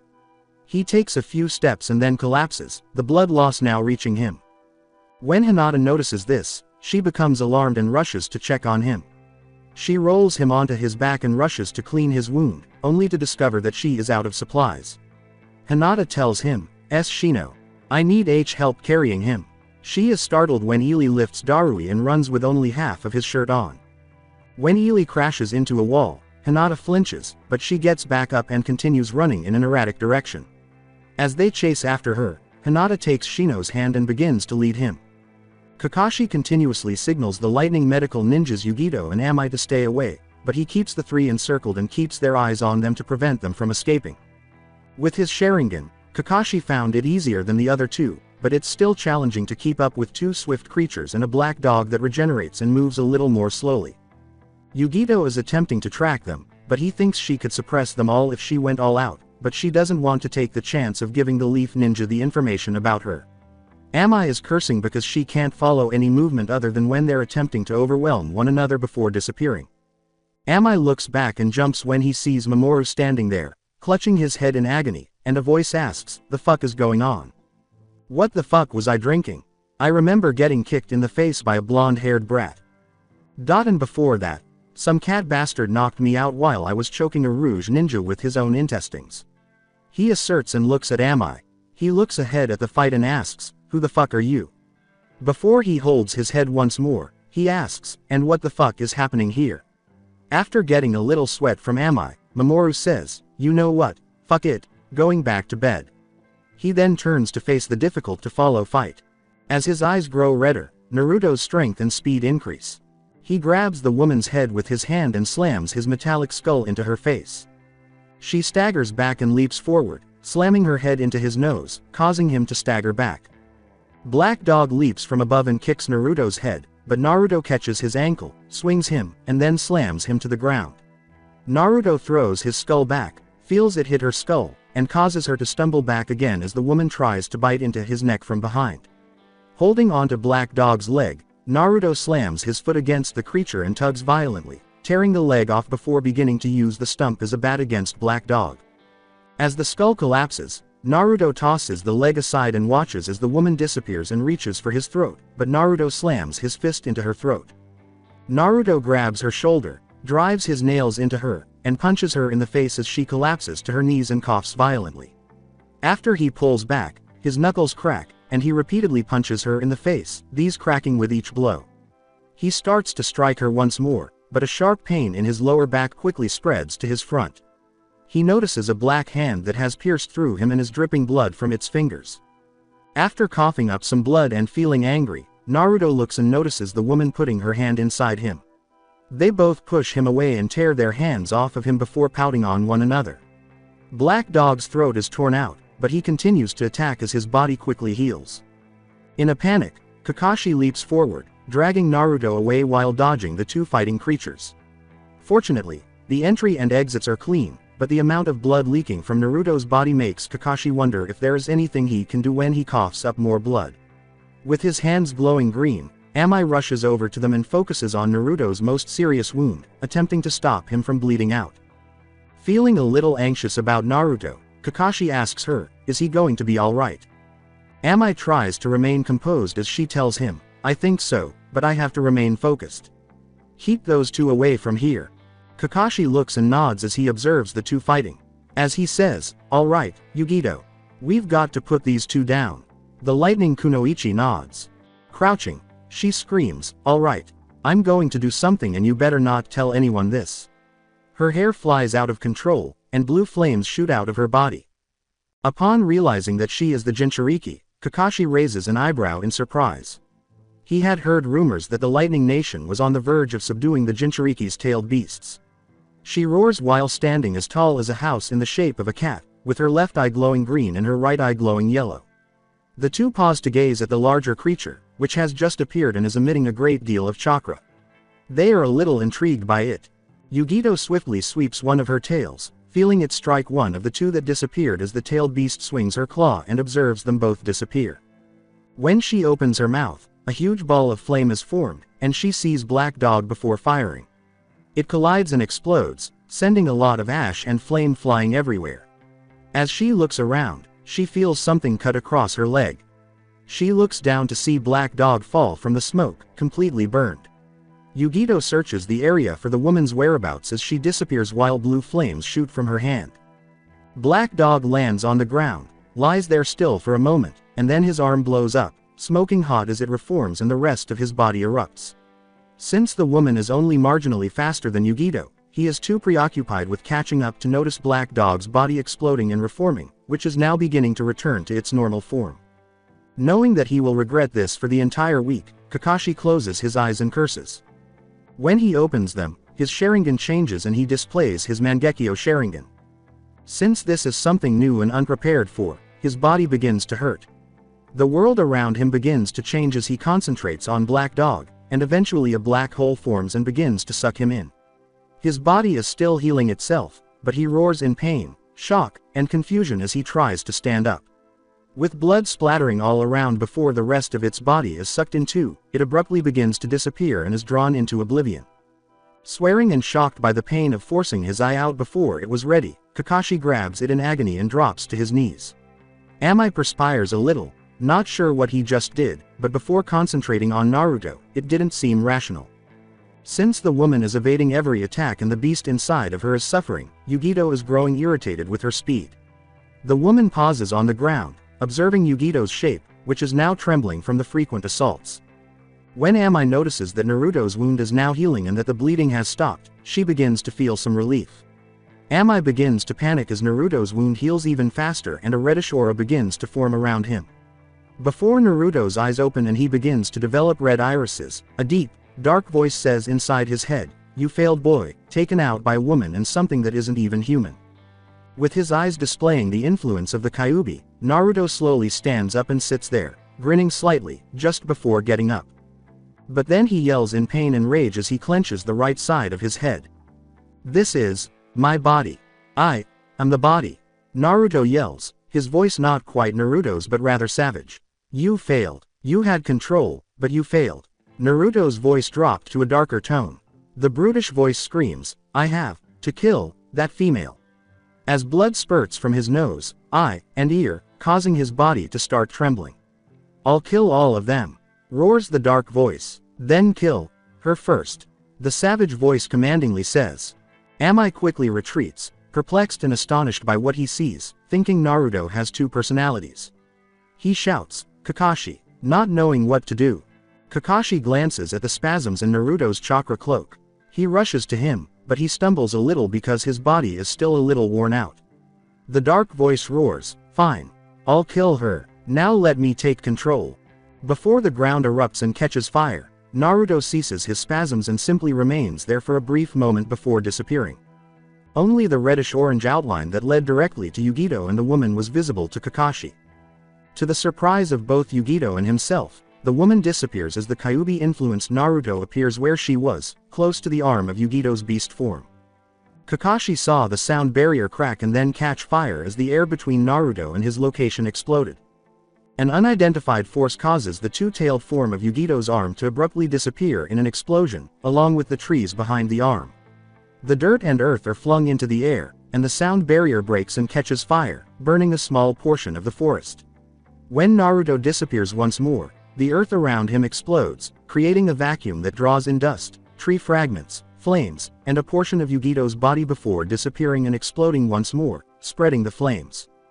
Amai's jaw is agape as he looks on, not sure what happened, but aware that something startling had occurred. All Kakashi and Yugito knew was that Naruto had struck the woman hard enough to shatter the sound barrier, and the friction caused the atmosphere to burn. The woman with the coal skin bounces on the water of the sea, specifically. The force she was using caused the sea to split in two before each touch caused the area of water to explode.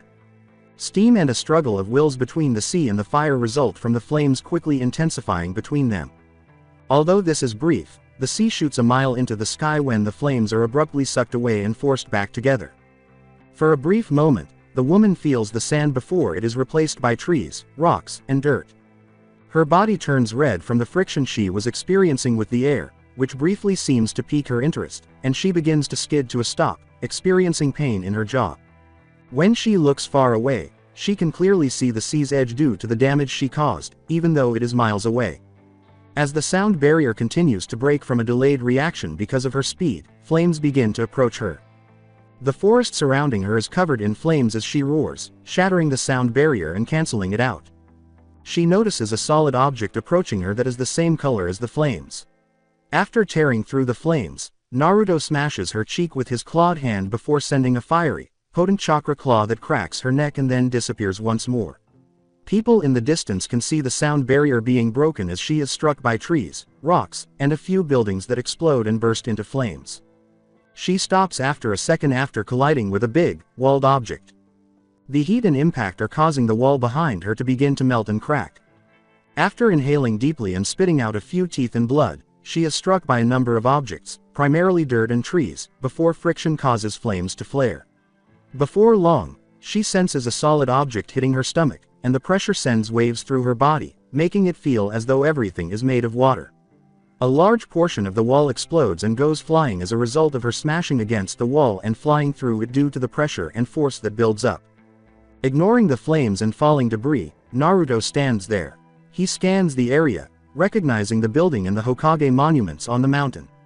As the woman collided with the wall on the opposite side, he couldn't help but snicker. Around the village, particularly along the path she flew by, flames flare up. He disappears, creating a second vacuum that unintentionally grows a second tail while sucking away almost all of the flames and a small piece of debris. "Are we under attack?" Tsunade exclaims as she witnesses two walls exploding without explanation and several buildings that were being dealt with engulfed in flames. Shizune shouts, "I think we are," and puts Taunton in a bag to protect her. A few Anbu show up quickly and urgently. One of them shouts, "Lady Tsunade," and she turns to face them. Tsunade demands to know the specifics, exclaiming, "Who's attacking us?" "Akatsuki, Orochimaru, a neighboring land, what?" The barrier team are getting odd reports. They could sense two things enter through the barrier, but a few things exited the barrier a split second later. A member of the Anbu alerts her. "A few?" asks Tsunade. She is informed by the Anbu that it might have been people caught between the sudden attack, we're not sure. Chaos is spreading across the village and there are no reports of enemy ninja outside the wall. The second Anbu. "Then what the hell happened?" exclaims Tsunade, bewildered by the village's partial explosion and one-way flight. Tsunade and the others pause to stare at the third Anbu as he says, "I sensed the Kubi, for a split second. I'm almost sure it was. It was fast, but it lingered for a while before vanishing." He replies. Tsunade exclaims, "What the hell is Kakashi doing?" As she wonders how Naruto could have gone Kyuubi and destroyed their village a few hundred miles away as a result of a straightforward mission. The woman continues to skip over the rocks, dirt, and trees, vaporizing or igniting tiny explosions with each little collision. She quickly flies for a short while before slamming into a soft surface and sliding to a stop. She feels the soft round under her belly turn to liquid as she holds it. She looks around and sees that the sand around her is beginning to change into liquid glass due to the heat she is emitting. As the area burns and quickly becomes engulfed in flames, big rocks, pieces of a wall, and a few trees that were unintentionally brought there by her crashes fall close by. As she looks, she notices that some areas of her skin are bubbling and that the heat is causing it to peel. Her feet hurt more as she gets to her feet and slides a little with the liquid glass beneath her. Soon after, she hears some shouts and sees a few people who appear to be in worse shape hit the sand as well. The closest one begins to scream in agony as he falls into the liquid sand. She recognizes the solid-looking object she sees in the flames ahead. She leaps ahead, out of the flames, and barely avoids the object before she is struck by something. She looks and feels whiplash coming as Naruto's chakra arm, which was behind him, catches her and pulls her so violently. Naruto slams her hard into the ground, sending the flames flying and exploding the sand and liquid glass beneath it. The woman and his arm are now several dozen feet below the surface. He gives her a sly grin and then pulls back while she is still in his grasp. He pulls back and throws her like a ball, sending her flying across the sky with a lot of sand behind her, and the sand explodes. Since he didn't throw hard enough, he sees the sound barrier break somewhat but not as much. Then he roars and launches himself in the opposite direction, causing the glass and sand around him to explode and the injured people to scream as it spreads throughout the area. Now colder and even beginning to ice over from being so high in the sky, the woman flies through the air. Her body appears to be peeling quickly as she tries to move, but the force is a bit too much.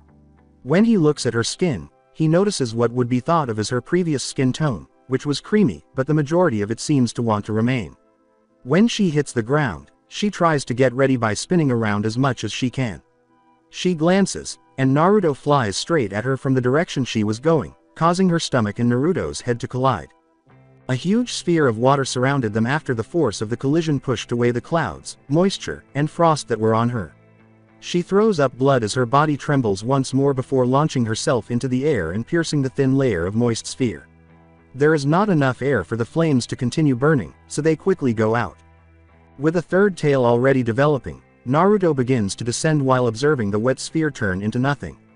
Naruto begins to spin around and throws his chakra arm in the direction he came from, causing it to extend farther and farther as he descends. He smirks a little as he waits and descends, briefly looking down to see the sea and a small patch of land in the distance. His chakra hand collides with something, and he grips tightly as the object begins to slow down, sending him flying upwards. Holding on tightly, he uses strength and leverage to throw the object down at the sea by swinging his arm downward. When he let go, the object fell and struck the sea, causing the water to split and create a hole in the water. Naruto watches the sea create a whole circular wall of a tidal wave before the water begins to flood back, grinning ominously as he falls and his body returns to its typical fox-like shape. As more blood begins to flow from his nose and ear, Naruto yells in agony and abruptly grabs the side of his head. The voice shouts in a dark tone, "I'm not satisfied yet." The savage voice tells the other, "You suck at killing."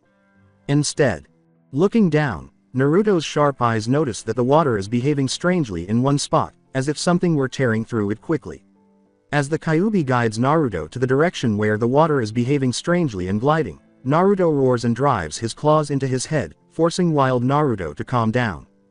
Knowing that a few islands have already been devoured, almost all of the shinobi are utilizing water-style jutsu to combat a massive tidal wave that is approaching them from the east along the water nation's coast. The Mizukage roars, "Use all the chakra you have." She uses whatever jutsu she has to defend her nation's main islands, knowing that doing otherwise will either weaken the nation and cause it to lose some land or lose everything. Each ninja began to create their own tidal wave in an attempt to counter it, even employing water-based summons to aid in the process. One of the ninja shouts, "We're going to lose." as the counter-tidal wave rushes in its direction. Even from this distance, some of the men start to perspire as they attempt to direct all of their chakra into driving the wave in response to Ao's exclamation, "It doesn't matter on size. It matters on how you use it. Keep it up. It's almost there and you can see your family once again," he screams. With the word, family, reverberating in her mind, the Mizukage appears to frown slightly. The wave grows as she snarls and adds more chakra to the attack. The Mizukage roars, "I'm going to make sure I can get a family." And the other ninja leap past her, shouting. Even though a much smaller tidal wave is approaching them, it is manageable. The tidal waves collide and they dismiss each other, gaining cheer and tears of joy. After using a lot of chakra, some ninja were floating on the sea, while others watched the other tidal waves that were connected to the one they neutralized from a distance. Someone asks, "What'll happen to those?" Ao approached the Mizukage to assist her, saying, "They'll either hit the mainland or use the same tactic as us. We're lucky the shooting star most people and families were watching went in that direction." Grabbing the front of his flak jacket, she speaks in a weak, dark voice. The word, family, echoes in her mind as she tells him, "Shut up, or I will kill you." Parts of the mainland have also disappeared under the sea, as has the area south of the Lightning Nation, which is located around the edge of the Elemental Nations. However, since the Water Nation eliminated the threat, the Wave Nation remained unaffected. The Raikage and daimyo of their respective countries were listening to grievances and the loss of homes, people, and land. At an island that has lost almost all of its animals and is only now emerging from the ocean. A woman coughing up a mixture of seawater and blood has half of her skin the color of coal and the other half is cream. She tilts her head and looks around after noticing the new skin on her hand. She doesn't seem to react when she hears noise behind her, instead, she waits. She is struck by a blunt force that lands on her back, causing the area to explode and scatter wet sand all over. The back of her head continues to be struck by a fist, but she simply remains there and takes it as the air seems to get thicker. The person then grabbed her shoulder and spun her around, forcing her onto her back. With emotionless eyes, she gazes at Naruto, who roars as his skin begins to peel off and a blackish-red chakra cloak begins to take shape. The woman's face is the target of Naruto's right fist, which he raises with all of his strength and chakra before stopping just an inch from it. Naruto looks at the woman, whose hair has mostly burned away and her face has lost most of its coal color, while he grinds his Kyuubi-like teeth and shakes his arm. His face furrows, and his body appears to start trembling. A savage voice yells, "Kill her!" And Naruto's eyes roll back, revealing only the whites of his eyes. The savage voice exclaims, "Naruto isn't here, what's going on?" A white-eyed Naruto appears at the Kyuubi's cage in Naruto's mind. Looking at the cage, Wild Naruto sees Naruto unconscious in an orb of the Kyuubi's chakra. Wild Naruto screams, attempting to take control of Naruto's body in order to kill the woman. "What's going on, Kyuubi? You said you'd kill her." The Kyuubi merely sits there, staring through Naruto's eyes with unfocused eyes and gritting his teeth, which causes Naruto's body to follow suit. He says to himself, "Fumiko Otsutsuki, daughter of my creator." His eye twitches slightly as he recalls her face from centuries ago. He recognizes her even though she was a child at the time. Even though it was centuries ago, he still views his creator's child as a sibling and cannot harm her. Wild Naruto roars, "I said kill her," as the surrounding area cracks and trembles violently, causing Naruto's body to spasm even more and blood to flow from his eyes, ears, and nose once more. "If you don't, I will," roars Superman Naruto. Naruto's transformation halts, and as the two entities inside his head struggle for dominance, his body trembles. When the woman looks at his fist, she notices that the Kyuubi's chakra has stopped causing his skin to peel. She touches his arm with her left arm as she reaches up. As she watches, she abruptly pushes her chakra into her hand, which causes the Kyuubi's chakra to begin dissolving and vanishing all over his body, including around his arm. When Wild Naruto regains control of Naruto's body, the Kyuubi in his head is shocked and perplexed, causing the chakra to disappear. Before slamming his fist into her face and then grinding his knuckles into her face, Naruto growls and his eyes go white. "Die!" yells Naruto. After he retracts his hand, he slashes her throat, piercing her skin and sending half of it flying. As she tries to breathe but is unable to do so because her windpipe is 15 feet from the original location, blood splatters across his body with a sinister smirk. He gets to his feet, twitching a little, and holds his head while experiencing excruciating pain in his skull. Quote, "A lot of damage," Naruto says, attempting a backflip with one eye. Before long, he scans his surroundings, wondering where he and his partner are. It smells a bit too, to him when he sniffs it. The woman the Kyuubi called Fumiko rolls away and stops on her front as a result of the round exploding after he disappears with a growl. She tries to move and gargles a little, but her body is becoming weaker. Her eyes quickly turn from white to purple, and she starts crying as she raises her arm, seemingly in an attempt to reach something. She smiles slightly as a young man dressed in black sits there and watches her go by. A hand reaches out and takes her hand. He just sits there with his deep yellow eyes, hairless head, and black cloak. Fumiko Otsutsuki, born September 4th, 1st century, year 15. Died on August 12th, year 1021. You can finally meet your family again after millennia of being the first of the Iden Sura. He says as he squeezes her hand. As he watches the life drain from her eyes, he remarks, "And killed by the last." He looks at Naruto's location and remarks, "At least you died as the person you used to be." As an aside, he remarks, "It's still surprising that you were able to gain your father's control over the tailed beast's chakra." Her heart stops, and he whispers, "Pass with ease." As they lead miners and pull out unconscious guards, Hinata and her group emerge from the mines, coughing heavily. Amai rushes to Darui, who is heavily bleeding and on his knees, as Kakashi, taken aback by their appearance, begins to check on them. As she watched some of the people leave, Yugito had already returned to her normal state and was panting heavily. While Hinata checks on the miners and observes that they are fearful but not hostile, Ili searches the area for Naruto, wondering where he is. She realized they were essentially being held as hostages and told to dig or perish. Ili tilts her head and sniffs, "Where Naruto?" Perhaps just a few minutes ago, she smelled Naruto's scent and blood up here. With a phony smile, Kakashi tells her, "He's fighting a woman." Ili nods and sits down to wait. When Hinata sees the false smile beneath his mask, she becomes somewhat alarmed. She notices some severed body parts as she scans the area. Seeing that everyone is essentially fine, she approaches Kakashi.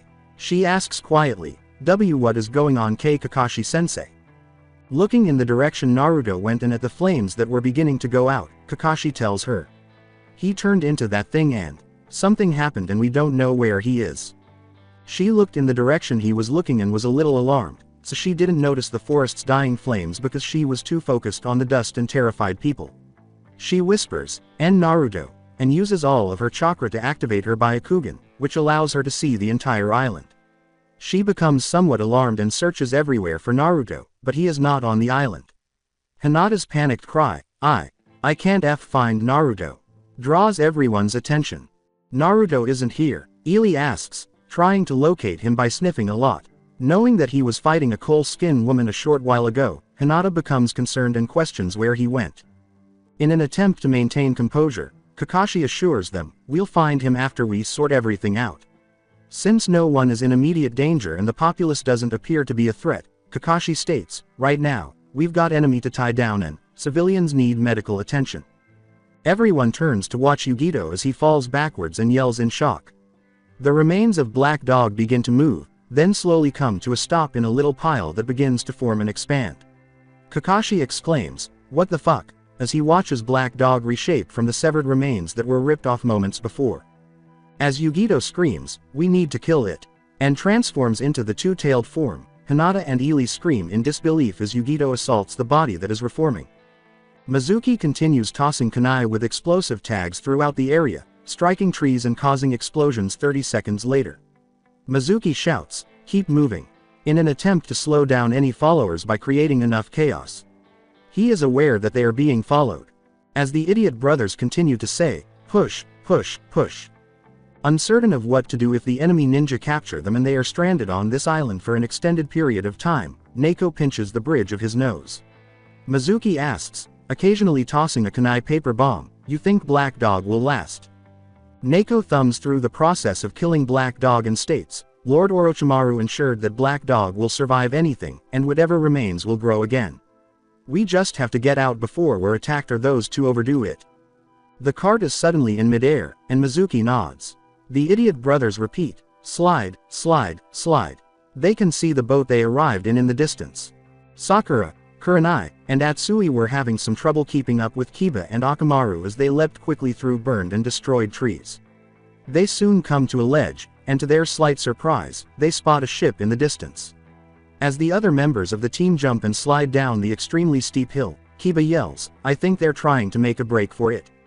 Everyone except for Mizuki and the Idiot Brothers is at the beach when Mizuki's group arrives. As the Idiot Brothers go to toss the cart, Mizuki tells them, "Right, throw the cart you two and block the way for anyone that comes." The men leap onto the ship. Still strapped to the cart, the scholar exclaims, "I'm still stuck on the cart." As the brothers lift the cart and toss it in the direction of the ship, Mizuki assures him, "You'll be fine." As the ship approaches, Mizuki hangs on and grins because he knows it's a perfect shot. He then lands on the ship while still holding the cart. As the cart hits the water, Mizuki's eyes widen in shock as the ship abruptly explodes and flies in two pieces. The Idiot Brothers gaze bewildered. Fearfully, Raijin says, "I think we threw Big Brother too hard." With a terrified tone, Fugen responds, "I think we did." A sudden, strong blow to the side causes the two to stagger away and clutch their sides in agony. They notice a teenager with blonde hair standing there, his fists protruding as if he had struck them. Raijin asks bewilderedly, "Who is this brother?" and wonders where he came from. Fujin rubs his side and swung his fist at him, saying, "I don't know, but he punched us, so he must want to fight." The blonde lifts his hand and takes the blow, but he does slightly sink into the sand.